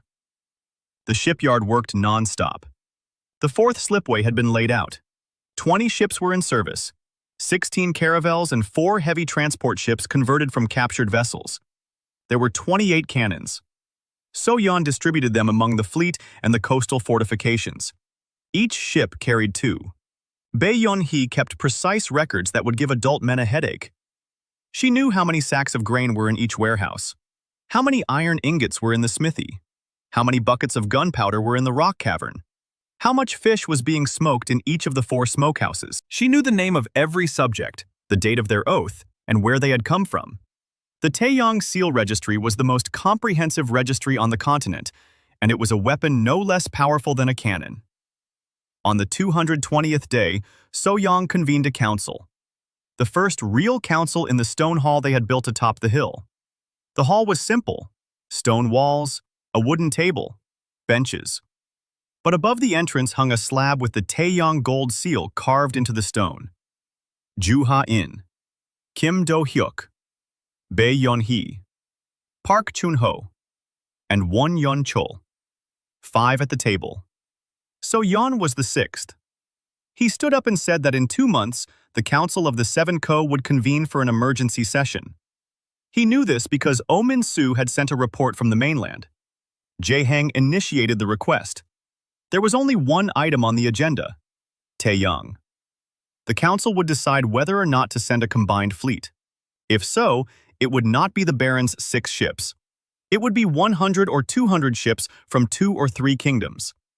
Against Taeyong's 20 ships, that would be the end of them. Yeon asked how much time they had. Yeon replied that the council's meetings drag on because the 7 kings hate each other more than any external enemy. While they argue over who will pay for the fleet, who will command it, and who will get the strait after victory, at least 3 months will pass. Those 3 months will be enough. Do-hyuk asked if that it would be enough for. Yeon replied that it would be enough for the seal to reach rank B, 18,000 subjects. At rank B, it would control the entire Chonmi Strait from entrance to exit. 30 islands. Each is fortified. Each has a dock and a garrison. Any fleet entering the strait will find itself in a narrow channel where cannons fire from both banks. This isn't a battle. It's a meat grinder. No admiral would lead his men into such a trap. Yeon smiled. It was the first time Yeon had seen her smile at a military council meeting. She said that, in that case, they needed to seize the strait before the council came to its senses. Yeon nodded and unfolded the map. 30 islands in the Chonmi Strait. 12 were already under Taeyong's control. That left 18. 5 of them were uninhabited. 7 were occupied by small fishing communities without seals. 4 were controlled by Baron Han Gyo-chol's men, and 2 belonged to the border outposts of the Kingdom of Songhua. Yeon assigned the tasks. Yeon would take the Western Islands, 15 ships, diplomacy and trade. Offer the fishermen an oath and protection. For those who refuse, allow passage but require them to erect a Taeyong beacon on the shore. A presence is more important than submission. Do-hyuk takes the Baron's 4 islands, 5 ships. No diplomacy here. The Baron's garrisons are small, 10 to 15 men each. Do-hyuk must not kill. He must offer a choice: an oath or a boat to the mainland. Yeon will handle Songhua herself. The 2 outposts at the eastern entrance to the strait are not a military mission. They are a political one. Songhua has just received the 2nd volume of Moonwon and hates the guild. She hates the Baron who worked with the guild. She hates Hwagyong, who covered for both of them. Yeon will offer Songhua a deal. The outposts will remain under Sonhua's flag. But Taeyong will provide their supplies, free of charge: grain, salt, water, in exchange for free passage through the eastern entrance. Songhua will receive food and an ally against Hwagyong. Taeyong will get the strait. It's a win-win. The council ended. The 5 left the hall. Yeon remained alone. He placed his hands on the table and closed his eyes. The seal pulsed warmly and heavily in his chest. 8,000 subjects, 20 ships, 30 cannons, all of this built from nothing in 7 months. But Yeon felt no pride. He felt a ticking. Time was running out. Jae-hang sat in his palace, moving pieces on a board. The Council of the 7 Crowns creaked like gears. The Temple of the Meridian watched. Everyone was waiting for the moment to strike. And Yeon had to grow faster than that moment would arrive. He opened his eyes and looked at the map. The islands of Taeyong were marked in gold on it. 12 golden dots in the strait, soon to be 30. He ran his finger across the map toward the mainland, to where the capital of Hwagyeon stood, where Jae-hang lived, and whispered softly, "I remember the taste of poison. I remember how you stood there watching while I was suffocating. I'm coming." Hain took the Western Islands in 26 days, without a single battle. She approached the shore in the lead caravel. She disembarked alone. She carried a sack of salt and some smoked fish. She sat down by the fire with the village elder and spoke quietly and evenly. She made no threats. She promised no mountains of gold. She spoke the truth. Taeyang feeds us. Taeyang protects us. Taeyang does not conscript children into the army. Taeyang does not take more than a tenth of the catch. The village elders listened and did the math. A tenth is half of what the barren took. A third of what Songhua took. 7 out of 7 villages joined voluntarily. 320 people took the oath over the course of 4 weeks. Dokyeok took a harsher approach. 4 of the Baron's islands put up resistance. Not the garrisons. The garrisons fled at the sight of 5 ships with cannons. It was the administrators who resisted. Small, fat men appointed by the Baron to collect taxes. They bellowed about the law, about orders, and about the crown prince. Dokyeok didn't argue. He disembarked in silence. He walked up to the administrator. He placed his hand on the man's shoulder. His palm covered the entire shoulder. And he asked quietly, "The oath or the boat?" 3 administrators, the boat. The 4th chose the oath. The locals on these islands didn't hesitate. The Baron had been fleecing them for years. When Do-hyuk offered the oath to Taean, they lined up. 412 people in 18 days. So-yeon sent Park Chun-ho to Songhua with a trade proposal, and Bae Yeon-hee with the figures. Not by himself, not because he was afraid, because Songhua had declared him a pirate by decree of the temple. If he appeared in person, he would be arrested. Park Chun-ho appeared as an independent merchant. His name was clean. His ship flew a neutral flag. He brought 10 barrels of grain and 20 sacks of salt as a gift, and requested an audience with the commander of the eastern outpost. The commander received him because the outpost was starving. Supplies from the mainland had been delayed for 3 months. The soldiers were eating seaweed and raw fish. Park Chung-ho unloaded the barrels onto the dock and said this was the first shipment, free of charge. If the commandant signed an agreement granting free passage through the eastern entrance to the strait, shipments would be made monthly. The commandant was a smart man. He understood that by signing an agreement with a merchant connected to Taeyang, he was risking his life. But he also understood that without food, his soldiers would desert within a month. He signed. Bae Yeon-hee stood beside him and certified each line. Her handwriting was so neat that the commandant asked if she was a temple scribe. Yeon-hee replied that she was not, and that she was the keeper of Taeyeon's registry. The commandant turned pale when he realized who he was dealing with. But the barrels were already at his dock, and his men were already eating. To refuse would mean explaining to the soldiers why they were going hungry again. He did not refuse. The second outpost signed a week after the first. No gifts. The commander of the first outpost wrote a note. On the 260th day, Yeon stood atop Taeyang's main tower and looked at the map that Bae Yeon-hee updated every evening. 30 gold dots. The entire Cheongmi Strait, from the western entrance to the eastern one. Every island, every dock, every passage. Under control. The Taeyang Seal. Rank B-. 18,000 subjects, 25 ships, 40 cannons. 3 shipyards on 3 islands. 12 warehouses, salt pans on 4 shores, smokehouses, forges, a school for children that Yeon-hee opened on her own initiative. So Yeon had no objections. The children learning to read and count are the future officials and captains. Taeyang's trade volume over the past month exceeded that of Baron Han Gyochol's barony. 112 merchant ships passed through the strait, paying customs duties. 16 caravans from the 3 kingdoms signed permanent contracts. Gold flowed like mether, and So Yeon poured it back into the island's flesh like blood into the body. On the 271st day, what So Yeon had been waiting for happened. A secret envoy from the kingdom of Songhua arrived at night in a small, unmarked boat. The man was dressed in plain clothes, with the seal of the Songhua treasurer on a cord beneath his shirt. He requested a private audience with So Yeon. So Yeon received him in the stone hall by the light of a single lamp.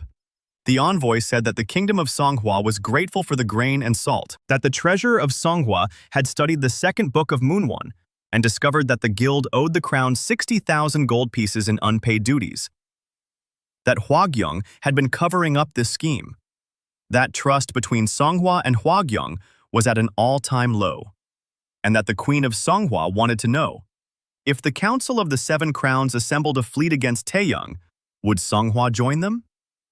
The envoy fell silent. Yeon looked at him and asked what exactly the queen wanted to know. Does she want to know if she will join them? Or does she want to know what she will receive if she does not join? The envoy allowed himself a faint smile and said the latter. Yeon replied, if Songhua does not send ships against Taeyang, then Taeyang will guarantee supplies of grain and salt at a fixed price for 10 years. The Chongmi Strait is open to Songhua without duties, and the second book of Moonwon will never be used against Songhua, only against those who deserve it. The envoy sailed away at dawn. Yeon watched him go and turned to Ha-in, who had been standing behind him all night with her hand on her saber. She asked if he trusted Songhua. Yeon replied that he trusted no one, but he trusted mathematics. It was more advantageous for Songhua to stand aside than to sail into the strait, packed with cannons, for the sake of Hwagyong, who had been deceiving her for 6 years. Ha-in nodded. Then she asked quietly, what about Jae-heng? Yeon remained silent. Then he said that Jae-heng would come, not with the fleet, but in person. Because his seal was weakening and he didn't understand why. And by the time he did understand, it would be too late. On the 320th day, High Priest Moon Hae-seon announced the monthly list of ranks. And when he reached the line, Seal of Taeyang, Rank B, 30,000 subjects, his voice faltered. Barely noticeable. Just a half word. But 1,000 people in the square heard it, and a whisper swept through the crowd like the wind through the grass.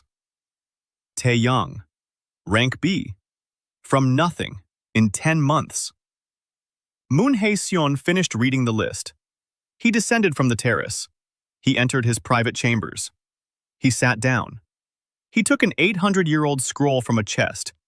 The prophecy of the first priest, the very one who had shattered the primordial seal and distributed the shards among his 7 sons. The prophecy was brief. 4 lines. Moon Hae-seon read the last line, and his hands trembled for the first time. He put the scroll back and locked the chest. Then he stood up and walked to the window. He looked south, where the strait lay, where the seal that should not exist was burning. He whispered a single word. Impossible. On Taeyang Island, Yeon knew nothing of the prophecy or the scroll. But he knew something else. The White Otter Seal, Rank S. Crown Prince Jae-heng. This month, Yeon had seen it through the sovereign's vision for the first time. The distance was immense. The mainland was far away.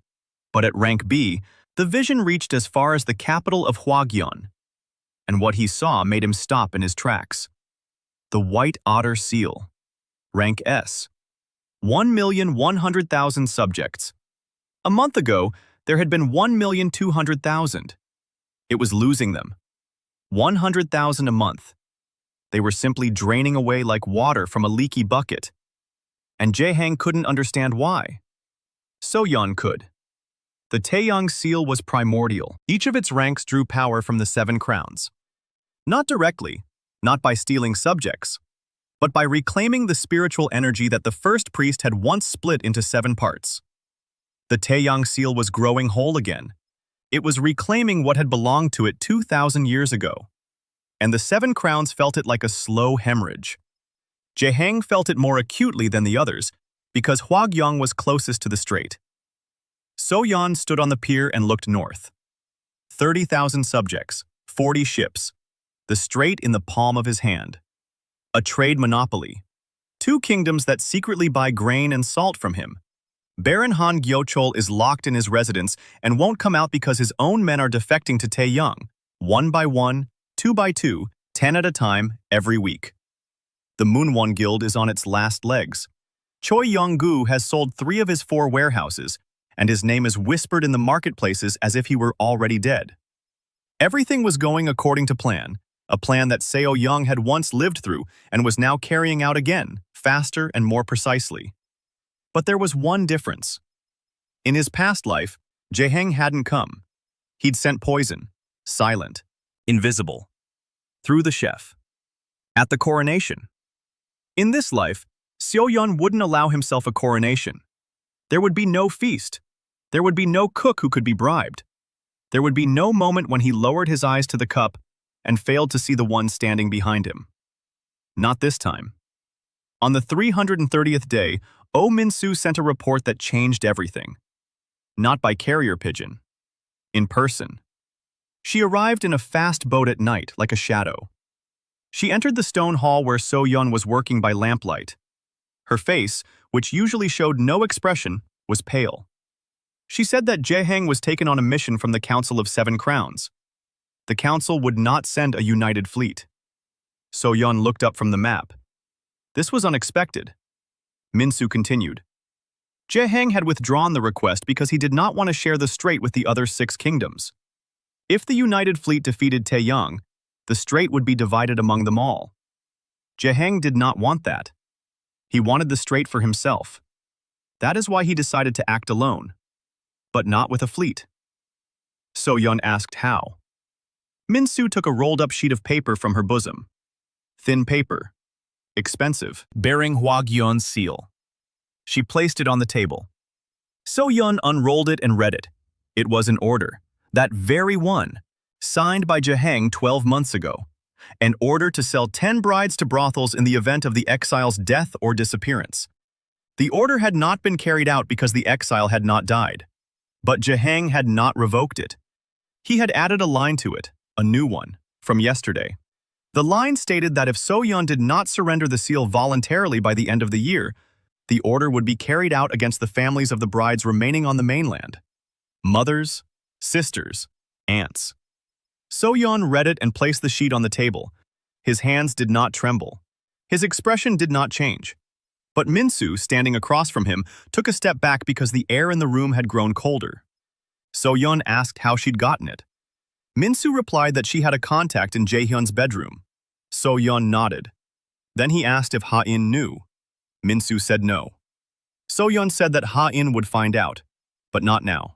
Right now, this warrant had a different fate. So-yeon took the sheet of paper and folded it neatly. He tucked it into his shirt. This document was worth more than a fleet, more than cannons, more than 30,000 subjects. This document was proof, not just of cruelty, but of a crime. An order signed by the Crown Prince authorizing the sale of free women into slavery. On the Haedong continent, the enslavement of the daughters of aristocratic families was the gravest of crimes. Even the Council of Seven Crowns could not protect the perpetrator if the document were made public. So-yeon looked at Min-soo and said she had brought him victory. Min-soo did not smile. She said she had brought him something else as well. Jae-heng is leaving the capital, in person, with his flagship and entourage, heading for the strait. He'll be here in 12 days. So-yeon closed his eyes. 12 days. A year ago, Jae-heng had stood on the pier and wiped a crumb from his cheek. In 12 days, he'll be standing on the pier at Taeyang. So-yeon opened his eyes, and for the first time ever, his face showed something resembling satisfaction. Not joy, not jubilation. The cold, dark satisfaction of a man who had waited 365 days for retribution and saw it coming toward him across the water. For 12 days, So-yeon had been setting the stage. Not a defense, a scene. In his past life, Jae-heng had killed him quietly, with poison, in the dark, without witnesses, because silence is the weapon of a coward. In this life, So-yeon would destroy Jae-heng's reputation loudly, in broad daylight, in front of 30,000 witnesses. On the 335th day, the Taeyang fleet formed 3 lines in the western part of the strait. 40 ships, each with 2 cannons, each with a full crew. Taeyang's flagship stood in the center, new, the largest, built at the 3rd shipyard in 6 weeks. There was no gilding on its bow, no decorations, only black wood and gold thread along the hull. Ju Ha-in stood on the flagship's bridge, her saber at her belt. her eyes on the horizon. Behind her, 15 captains awaited an order she hoped she would not have to give, but one she would give without batting an eye. The pier on the main island had been scrubbed until it gleamed. A marble slab brought by Park Chun-ho from the ruins of the Moonwon Guild's main warehouse lay in the center of the pier, polished to a mirror-like shine. Yeon stood on it, dressed in black with gold thread, without a crown, without weapons, hands behind his back. Behind him back stood 10 young women, the very same ones. 10 brides to death from the White Pier. Ha-in was among them. Yeon-hee was among them. Min-so was among them. All in dark blue cloaks, all with their faces uncovered. A year ago, their faces had been covered with white cloth. A year ago, they were on their knees. Now they stood upright, and a crowd of 30,000 people stood behind them. The silence was so profound that the waves beneath the pier sounded like thunder. On the 342nd day, a white flag appeared on the horizon. A single ship. Hwagyon's royal flagship, unarmed. A white pennant on the mast. Yeon saw it through the sovereign's vision long before the others did. 42 people stood on board, and one of them carried the seal, the White Otter. Yeon looked closely and saw the numbers. And for the first time in a year, his heart beat faster. The White Otter seal. Rank A+, not S, A+. In 3 months, Jae-hang had lost 300,000 subjects in spiritual reckoning. His seal was shrinking like a hide over a fire. He felt it every day, every hour. He'd wake up at night because his chest felt empty, and he didn't understand why. Jae-hang's ship entered the strait. 40 cannons on both shores glared at him with their muzzles. Not a single one fired. Yeon ordered them to let it pass. Let it enter. Let him see. Let him see the 30 islands with their docks and lighthouses, shipyards, warehouses, houses with tiled roofs, children on the shore, ships, cannons, people who did not bow or hide at the sight of the royal flag, but stood and watched. Jae-hang sailed through the strait as if passing through a formation. Every island, every lighthouse, every pier. Yeon wandered in to see, to take stock, to understand the scale of what had grown from a single bare rock in just 1 year. Hwagyon's flagship approached the main pier. A gangplank was lowered from the ship. Crown Prince Ryu Jae-hang stepped onto the wet planks. He looked different. The White Otter for a cloak was the same, but his face had grown gaunt. His cheekbones were sharper. Dark circles lingered under his eyes. The emblem on his chest glowed blue, dimmer than it had been a year ago. He knew it himself. Yeon saw it in his eyes. Fear. Not of the cannons, Not of the crowd, but of what lay within, the emptiness that was spreading in his chest with each passing day. Jae-hang walked along the pier. 20 steps, 30,000 pairs of eyes. Silence. He stopped in front of Yeon and tried to smile. The old smile. Elegant. A cousin, a friend, and an ally. But the corners of his lips twitched, and the smile came out crooked. Jae-hang began to speak. He said he had come to propose an alliance, that the eastern kingdom of Hwagyong was ready to recognize the seal of Taeyang in exchange for joint control of the strait, that the past could be forgotten, that they were brothers. Yeon listened, silently, motionless. Then he said 2 words, "On your knees." Jae-hang froze. His smile faded. He asked again. Yeon repeated, "On your knees. You have 3 seconds." Kim Do-hyuk took a step forward. 1. A heavy step. His shadow fell over Jae-hang. Jae-hang looked into Do-hyuk's eyes, then into Yeon's eyes, then at the 30,000 people standing silently and watching. And his knees buckled, slowly, like a man being pressed to the ground by an invisible hand. He sank onto the wet planks of the pier, his white raincoat spread out across the puddles. 30,000 people were silent. Oh Min-soo stepped out from behind Yeon's back. She pulled a document from her bosom, a warrant, that very one. She handed it to Bae Yeon-hee. Yeon unfolded it and began to read. Aloud, softly. But the silence was such that every word reached the very back row. An order for the sale of 10 brides to houses of pleasure. Signed by Crown Prince Ryu Jae-heng. Sealed by Hwagyeon. Each name. Ju Ha-in. Price, 600 silver. Bae Yeon-hee. Price, 400 silver. Oh Myung-so. Price, 300. And so on. 10 names, 10 prices. Each name belonged to a living person standing right there behind So-yeon. Yeon-hee read them aloud, her voice unshaken. The crowd listened, holding its breath. Jae-heng knelt, his face turning ashen. When Yeon-hee finished, Ha-in took a step forward. Her hand rested on the hilt of her saber. Her eyes were fixed on the man who had killed her father and set a price on her head. 600 silver coins. That was the value of General Ju's daughter in the Crown Prince's ledger. Ha-in stood there, and So-yeon saw the knuckles of her fingers turn white as they gripped the hilt. He raised his hand, gently. Ha-in stopped. So-yeon said softly, "Not today. Today he's leaving alive, so he can tell the story." Jae-heng looked up one last time. He was kneeling on the wet pier, and rain was streaming down his face. His white, otter fur cloak had darkened from the water. The seal on his chest glowed dimly. An A+. It was fading before his eyes. He felt it like his own breath, which was growing with every minute spent near the seal of Taeyang. He whispered, "Who are you, really?"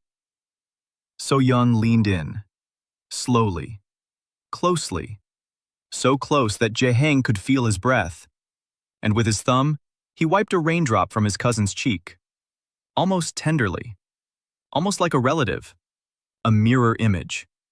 The same gesture, the same tenderness, only now it was someone else kneeling there. So-yeon said softly, "The one from whom you stole everything, twice." Jae-heng didn't understand. His face contorted. Twice. He didn't know about his past life, didn't know about the poison at the coronation, didn't know this was the second attempt. He knew only that his seal was dying, that the man before him was somehow taking its power, and that he couldn't stop it. So-yeon straightened up and took a step back.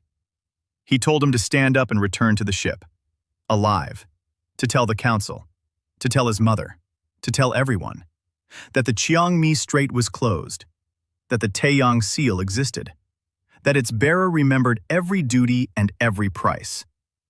Jae-heng stood up, his legs buckled. His entourage stood by the gangway, white as chalk. Not a single one reached out a hand to help. They had seen the order. They had heard the names and the prices, and now they looked at the Crown Prince the way one looks at a man who is no longer there. Jae-heng walked toward the gangway. 20 steps. Each one was heavier than the last. Kim Do-hyuk stood at the edge of the pier and looked down at him. Jae-heng walked past without raising his eyes. He climbed the gangway. His back was hunched. His cloak dragged across the wet planks. Hwagyeon's flagship cast off slowly. A white flag hung limply from the mast. The ship turned and headed down the strait toward the western exit. Past 30 islands with Taeyang's lighthouses. Past 40 ships armed with cannons. Past the docks where people stood and silently watched the departing flag of a foreign king. So Yeon stood on the dock and watched until the ship became a speck on the horizon. Then the speck vanished into the fog. He turned around. 30,000 people stood waiting. Ha-in, Do-hyuk, Yeon-hee, Min-so, Park Chun-ho, Won Yeon-chol, 100 captains, 1,000 fighters, tens of thousands of fishermen, merchants, artisans, and children. His subjects, his people, built from nothing, from bare stone and 10 girls clad in the robes of the condemned. So Yeon did not give a speech. He did not raise his hand. He did not declare victory. He simply turned toward the stone hall and went to work. Because this is not a victory. It is a beginning. The night after Jae-heng's departure was quiet. The rain had stopped. The stars came out. So Yeon sat alone in the stone hall. Before him lay a map of the Heathen continent. 7 kingdoms. 7 S-rank seals. Each of them was trembling. So Yeon could feel it through the sovereign's vision. From a distance. Across the sea and the mainland. 7 lights, each slightly dimmer than it had been a month ago. The Taeyang seal was reclaiming them. Slowly. Irresistibly. Like the tide. So Yeon knew that when the seal reached S-rank, 6 of the 7 great seals would crumble to dust. Not from a blow, not from war, but because the power would return to where it had been stolen from 2,000 years ago. The 6 kingdoms would lose their divine legitimacy overnight. Millions of subjects would wake up in the morning and feel that the seal no longer held them in its grip. It would not be a war. It would be an earthquake. So Yeon looked at the map and traced the outline of the Chongmi Strait with his finger. His territory. His starting point. From here he would move on. First, the east coast, then the northern islands, then the mainland. He was no rebel. He was the rightful heir. The reincarnation of the true emperor, the very one whom the high priest had betrayed and whose seal he had shattered into 7 fragments to divide power among his sons. So Yeon did not yet fully understand this, but the seal knew. It remembered. Each of its ranks is a step toward what it was before the split. Whole, unified, primordial. So Yeon put the map away. He stood up. He walked out of the hall to the top of the hill. The night wind carried salt from the strait. 40 ships bobbed in the bay below. Lights burned on the shores of 36 islands. His people slept. Protected, well-fed, free. So Yeon placed his hand on his chest. The Taeyang seal pulsed hotly and steadily. Rank B. 30,000 subjects. 40 ships. The Chongmi Strait. A trade monopoly. And an entire continent lay ahead. He stood at the summit and recalled that morning at the pier. A year ago. Fog. A broken seal. White cloth covering the girls' faces. The crowd's laughter. Jahang's finger on his cheek. And the words he had spoken then. In a year, you'll be on your knees at my pier. It had come true. So Yeon closed his eyes and allowed himself 3 seconds of silence. 3 seconds of peace. Then he opened his eyes, because peace is a luxury for those who have no score to settle. And the score was long. Jahang was only the first line. Behind him stood the Council of the 7 Crowns. Behind the council lies the Temple of the Meridian. Behind the temple lies a secret 2,000 years old. And until that secret is revealed, until the last shard returns to its place, until the seal of Taeyang becomes what it was before the schism, So Yeon will not stop. He turned toward the stairs. Time to go down. Time to work. And at that moment he saw it. Far to the north, beyond the horizon, beyond the mainland, beyond the dead continent of Pook, where nothing had existed for 2,000 years, a golden glow. So Yeon froze.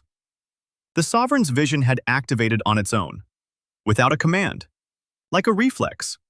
Information flooded his mind, and he grabbed the tower's railing because his legs buckled. A seal. Not Taeyang, another one. Alien, ancient, rank undetermined. Too high for the vision to measure.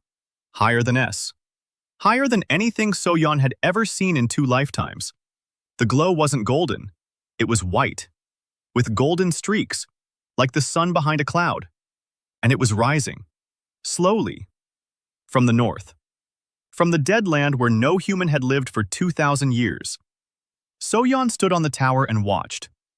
The wind had died down. The waves had fallen silent. Even the stars seemed to have fallen quiet. Down below in the square stood a hooded man whom no one had noticed. The high priest Moon Hae-seun. He had arrived secretly in a small boat 2 days earlier. He had stood in the crowd while Jae-hang was on his knees.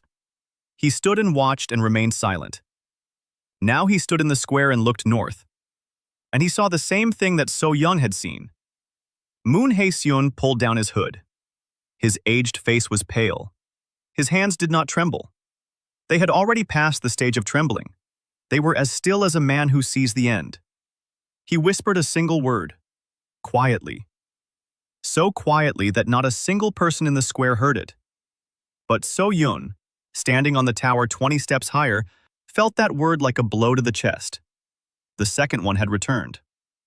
So Yeon gripped the railing. A white glow in the north pulsed, steadily, powerfully, unhurriedly, like the heartbeat of something immense that had awakened after 2,000 years of slumber. So Yeon didn't know who it was. He didn't know what it was, but the Taeyang seal in his chest knew. It responded. It shuddered. It contracted. And for the first time in So Yeon's entire life, across both of his lives, the seal of Taeyang experienced something it had never felt before. Recognition. It recognized what was burning in the north. And through it, So Yeon sensed one thing. It is not an enemy. It is not an ally. It is something else entirely. Something that did not exist in his memory. It wasn't in his plans. It wasn't in his past life. Something new. The wind returned. The waves roared. The stars twinkled. So Yeon stood alone on the tower, gazing north. Below, his people slept. Behind him lay the continent he was destined to reclaim. And on the horizon, a glow was rising that would change everything. So Yeon unclenched his fingers from the railing. He straightened up and spoke a single sentence into the void. Whoever you are, this continent is mine. Darkness, silence, wind. The end of the first arc. Jaeheng looked up one last time. He was kneeling on the wet pier, and rain was streaming down his face. His white cloak trimmed with otter fur had darkened from the water. The seal on his chest glowed dimly. A+. It was falling right now. So Yeon could sense it through the sovereign's vision.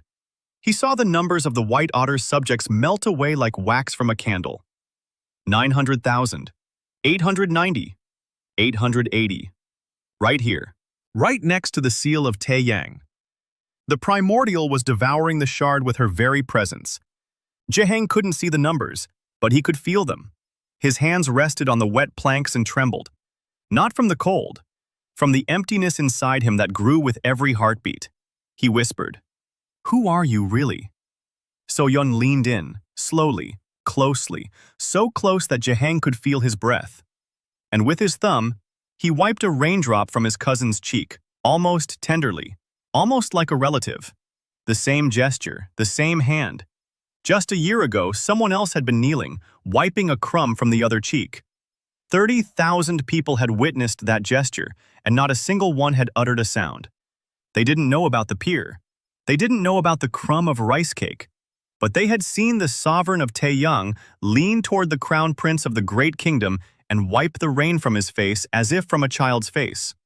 And that single gesture said it all. Power, mercy, contempt. So Yeon said quietly, "The one from whom you stole everything, twice." Jaeheng didn't understand.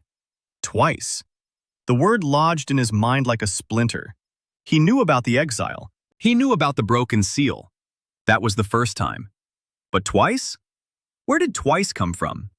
He opened his mouth to ask, but So Yeon had already straightened up and stepped back. The conversation was over. There would be no explanations. Let that word live in Jaeheng's mind. Let it gnaw at him at night. Let it keep him awake. So Yeon turned to Bae Yeon-hee and nodded. Yeon-hee raised the warrant above her head and showed it to the crowd. Slowly, turning it around, so that everyone could see Hwa-gyeon's seal in the corner and the crown prince's signature at the bottom. Then she spoke again. Not names or prices, something else. She read out the date. The order had been signed 3 days before the exile. 3 days before the ship set sail from the pier. Jaeheng had signed off on the sale of 10 girls to brothels before sending them to the island.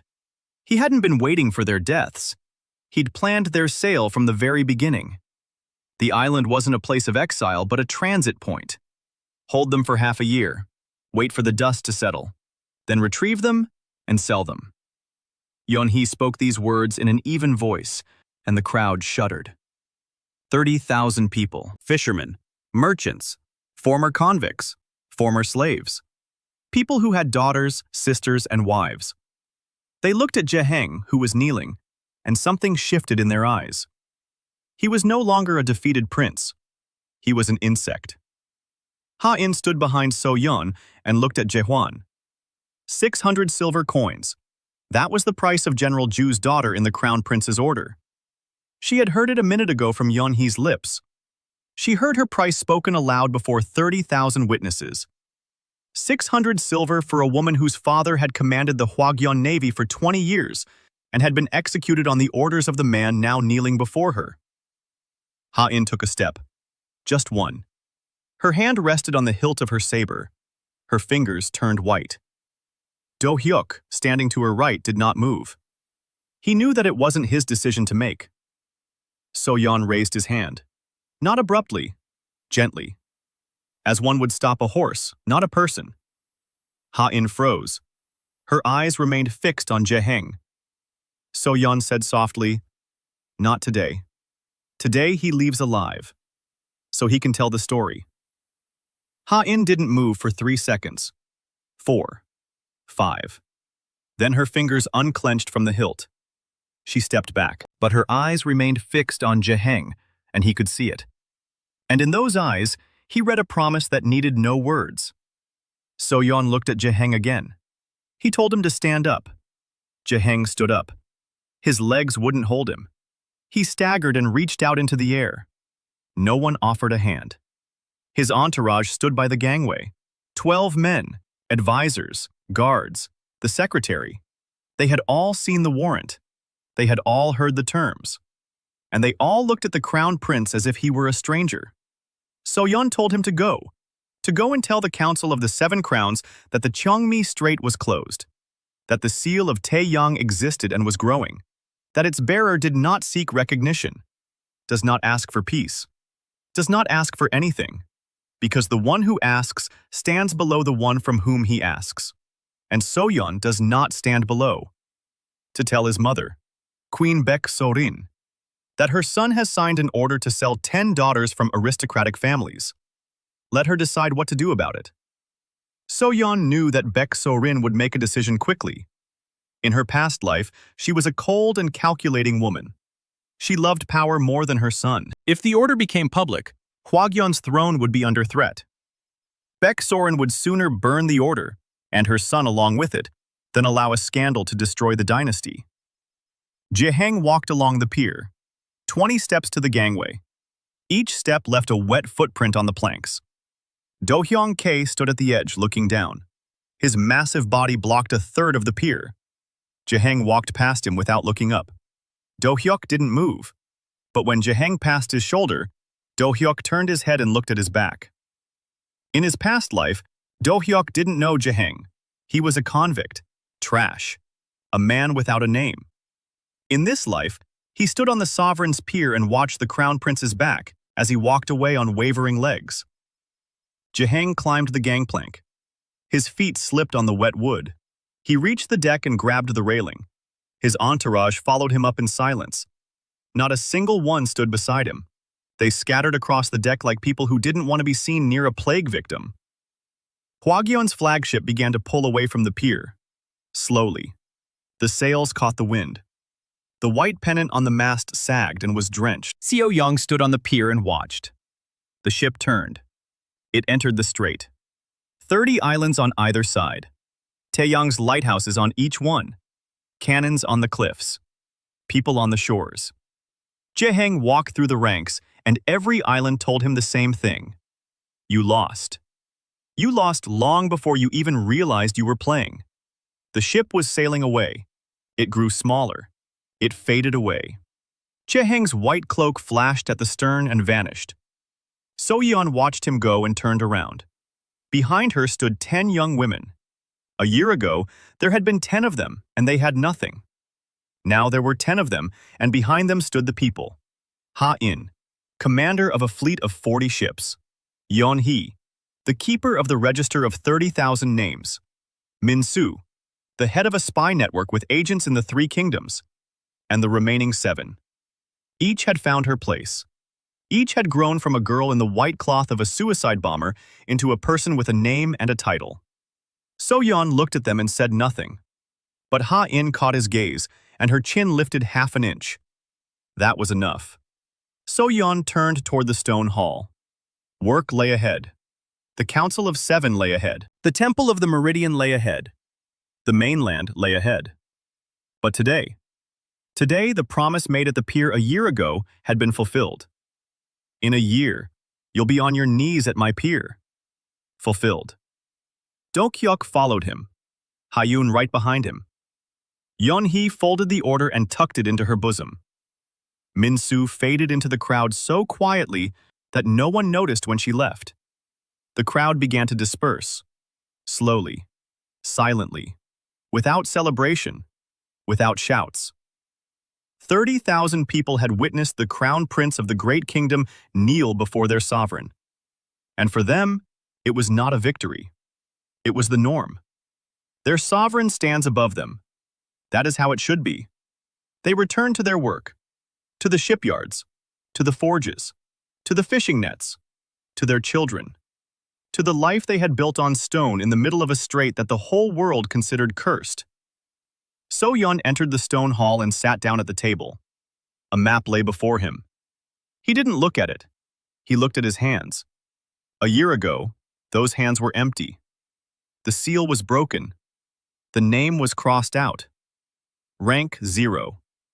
Now these hands held the strait, the fleet, the people, trade, cannons, and a document that could destroy the crown prince with a single proclamation.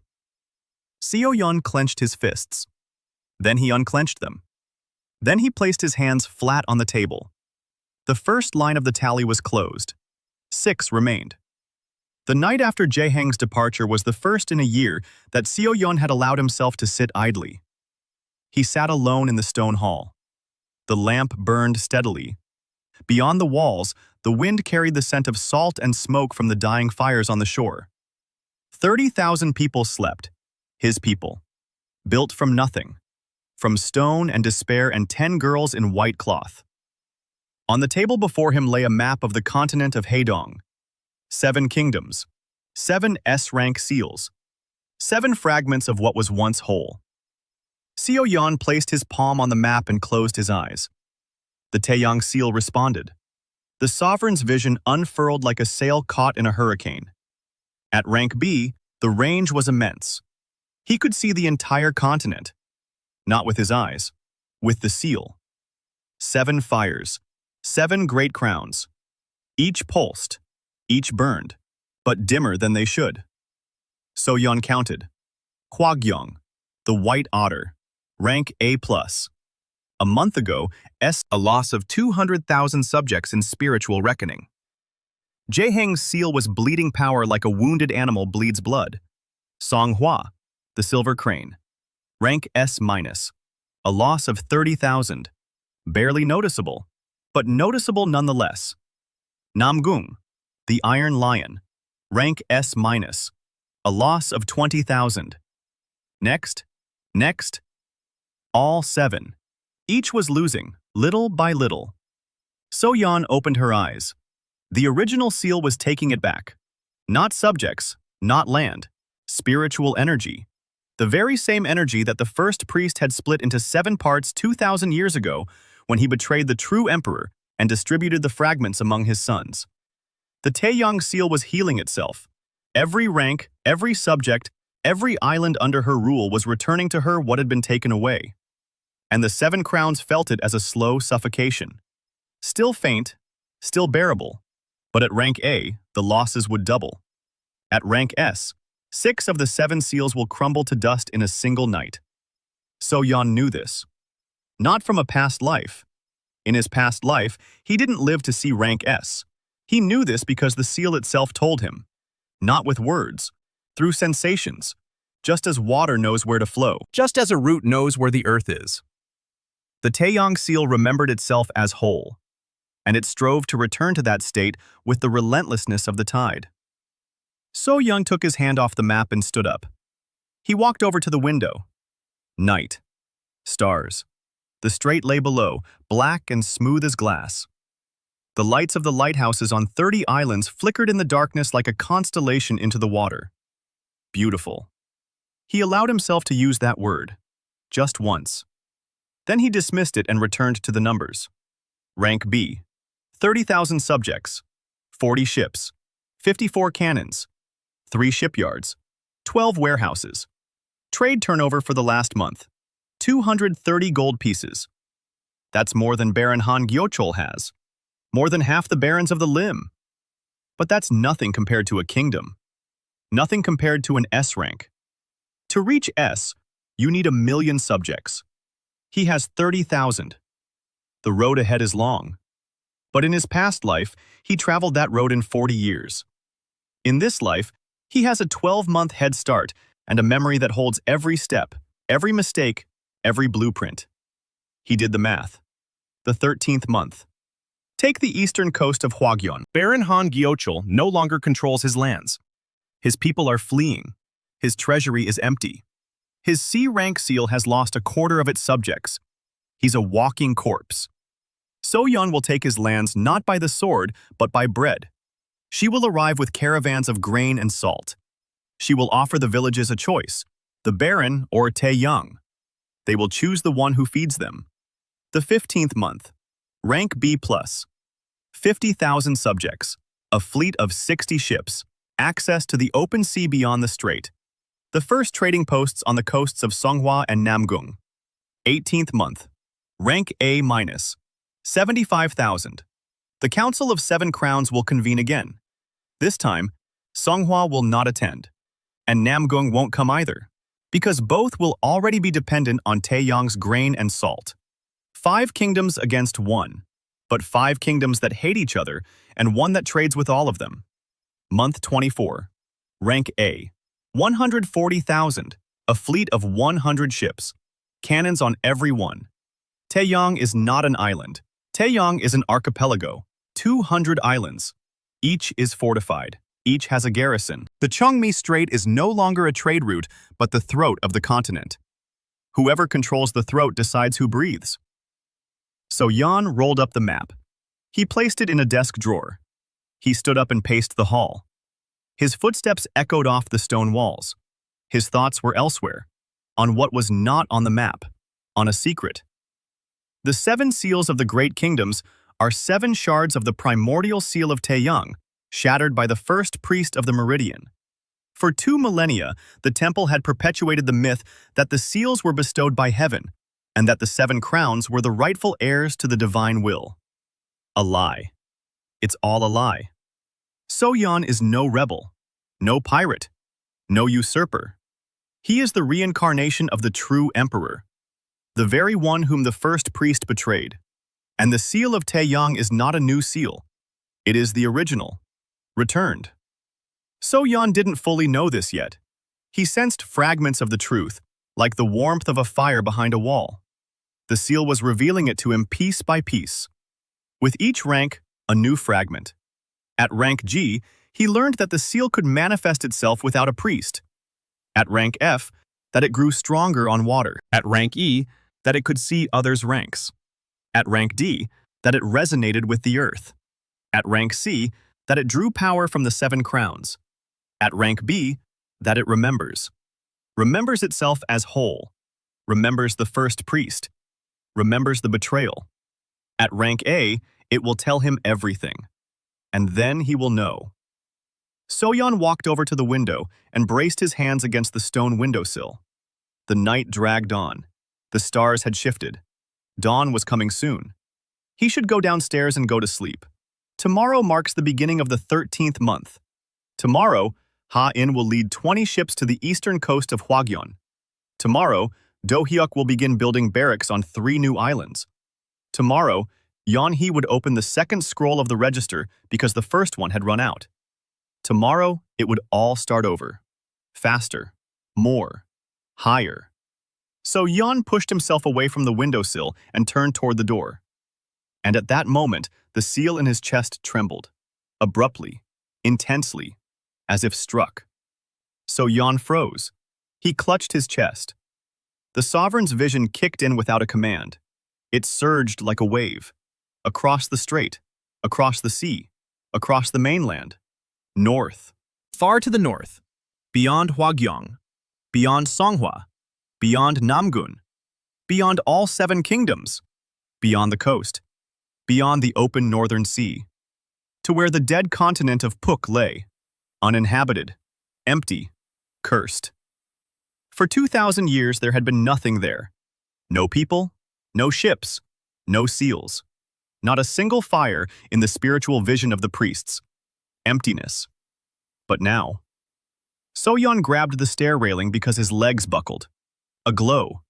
Not golden, white, with golden streaks, like the sun behind a cloud. It was rising from the north, slowly, unhurriedly, just as dawn rises, just as the tide rises, unstoppable. The seal. Yeon tried to read its rank. The sovereign's vision strained like a taut string. At rank B, he could gauge any seal on the continent from a distance of 1,000 li. He could see the ranks of barons, kings, priests. But what was burning in the north was like staring at the sun and trying to count its rays. The rank could not be determined. Too high. Higher than S. Higher than anything that existed in this world. Higher than anything Yeon had seen in 2 lifetimes. His seal, Taeyang. Primordial. Ancient. The one that remembered itself as whole. The one that feared nothing on this continent. That seal had now done something Yeon did not expect. It responded. It trembled. It contracted. And through it, he felt something he could call neither fear nor joy. Recognition. The seal of Taeyang recognized what was burning in the north. Just as an old soldier recognizes the footsteps of a man with whom he once marched in the same ranks. Just as a dog recognizes the scent of a master it hasn't seen in 10 years. Recognition. Deep, ancient, pre-human. Yeon stood on the stairs, and his heart was pounding so hard that the walls of the stone hall vibrated. Or so it seemed to him. He couldn't understand what it was, who it was. In his memory spanning 2 lifetimes, there was nothing like this. Not on any maps, not in any chronicles, not in any legends.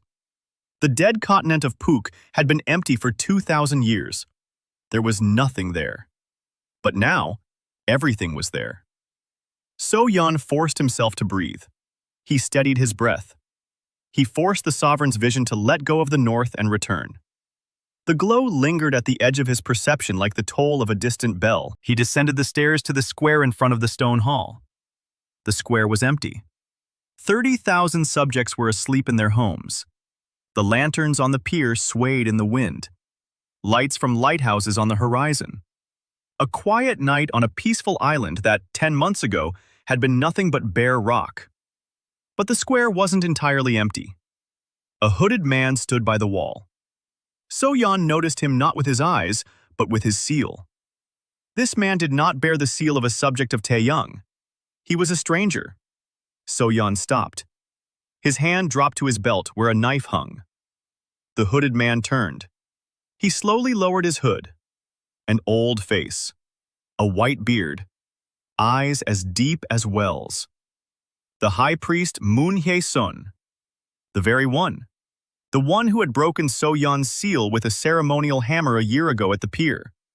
The one who read the list of ranks every month and watched Taeyang climb the ranks.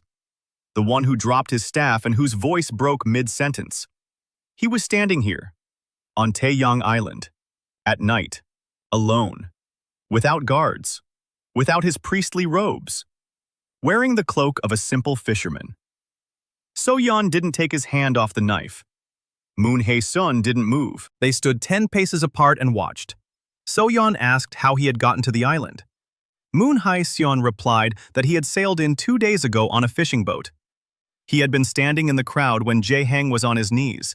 He saw everything. He heard the order. He saw the gesture. A raindrop on his cheek. Yeon asked why he was there. Moon Hye-sun didn't answer right away. He looked up at the sky, toward the north. Toward where, beyond the horizon, beyond the sea, beyond the dead continent, a white glow was rising. Then he looked at Yeon and uttered a single word, quietly, almost soundlessly. The second one has returned. Yeon didn't understand. He asked who the second one was. Moon Hye-sun said that the first priest had split the primordial seal into 7 parts. But there weren't 7 seals. There were 2.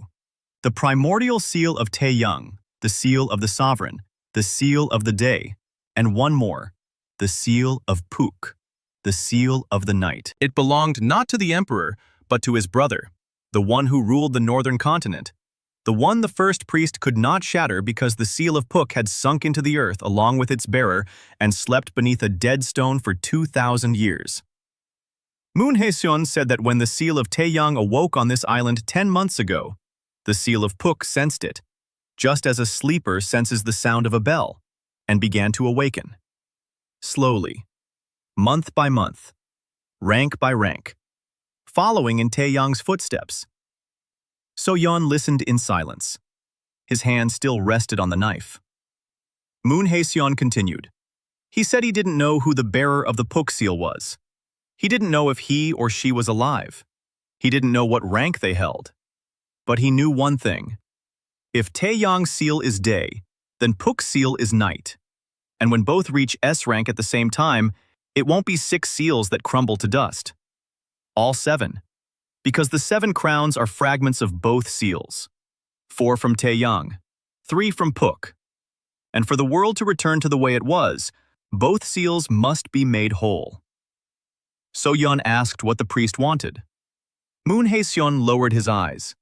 Then he raised them and said he wanted to atone. He is a descendant of the first priest, that very traitor. His lineage had borne this guilt for 2,000 years and perpetuated the lie that the seals were bestowed by heaven. He himself had broken Seo-yeon's seal at the pier because he was ordered to, and because he didn't know any better. Now he knows. Seo-yeon looked at the old man and saw neither cunning nor a trap. He saw fear. The deep, ancient fear of a man who realized he had served evil and had come to the one he had betrayed to tell the truth.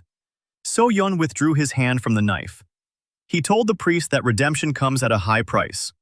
Moon Hae-seon replied that he knew. So-yeon said there was one thing he needed from the priest: time. When the Council of the 7 Crowns convened to decide Taeyang's fate, Moon Hae-seon had to stall, drag out the proceedings, delay the votes. Give So-yeon months. Each month meant thousands of subjects and dozens of ships, and a step closer to the rank that would make war impossible. Moon Hae-seon nodded. Then he pulled up his hood and walked toward the shore to his fishing boat.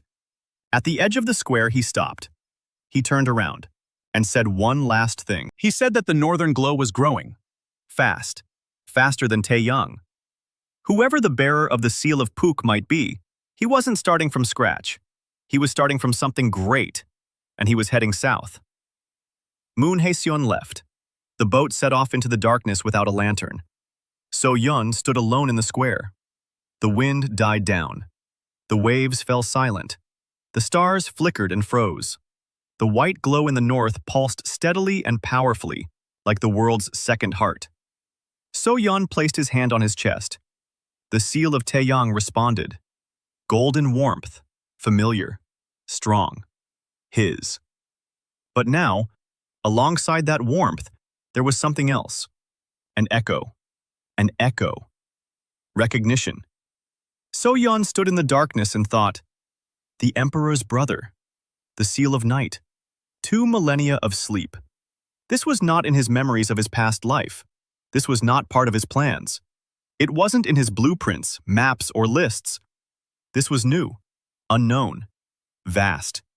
He didn't know if it was friend or foe, didn't know if it was human or something else, didn't know if it wanted the same thing he did or something entirely different. He knew one thing. The continent of Haedon, which he was planning to reclaim, had become twice as complicated as it had been an hour ago, and twice as interesting. Seo-yeon unclenched his fists. He straightened his back. He looked north. A white glow shone like a lighthouse at the edge of the world. Distant, cold, unhurried, moving southward. So-yeon spoke softly and evenly into the emptiness of the night. Whoever you are, this continent is mine. Then he turned and walked toward the stone hall. Work began in the morning. In the morning, Ha-in would launch the ships. In the morning, Do-hyuk would build barracks. In the morning, Yeon-hee would unroll a new scroll. In the morning, the 13th month. In the morning, the next step. He walked across the square, and his footsteps were the only sound in the night. Behind him, the seal of Taeyang pulsed. Before him lay the continent. And in the north, something was rising, something that had no name and no place in his two lives. And so Yeon walked, just as he always did, forward.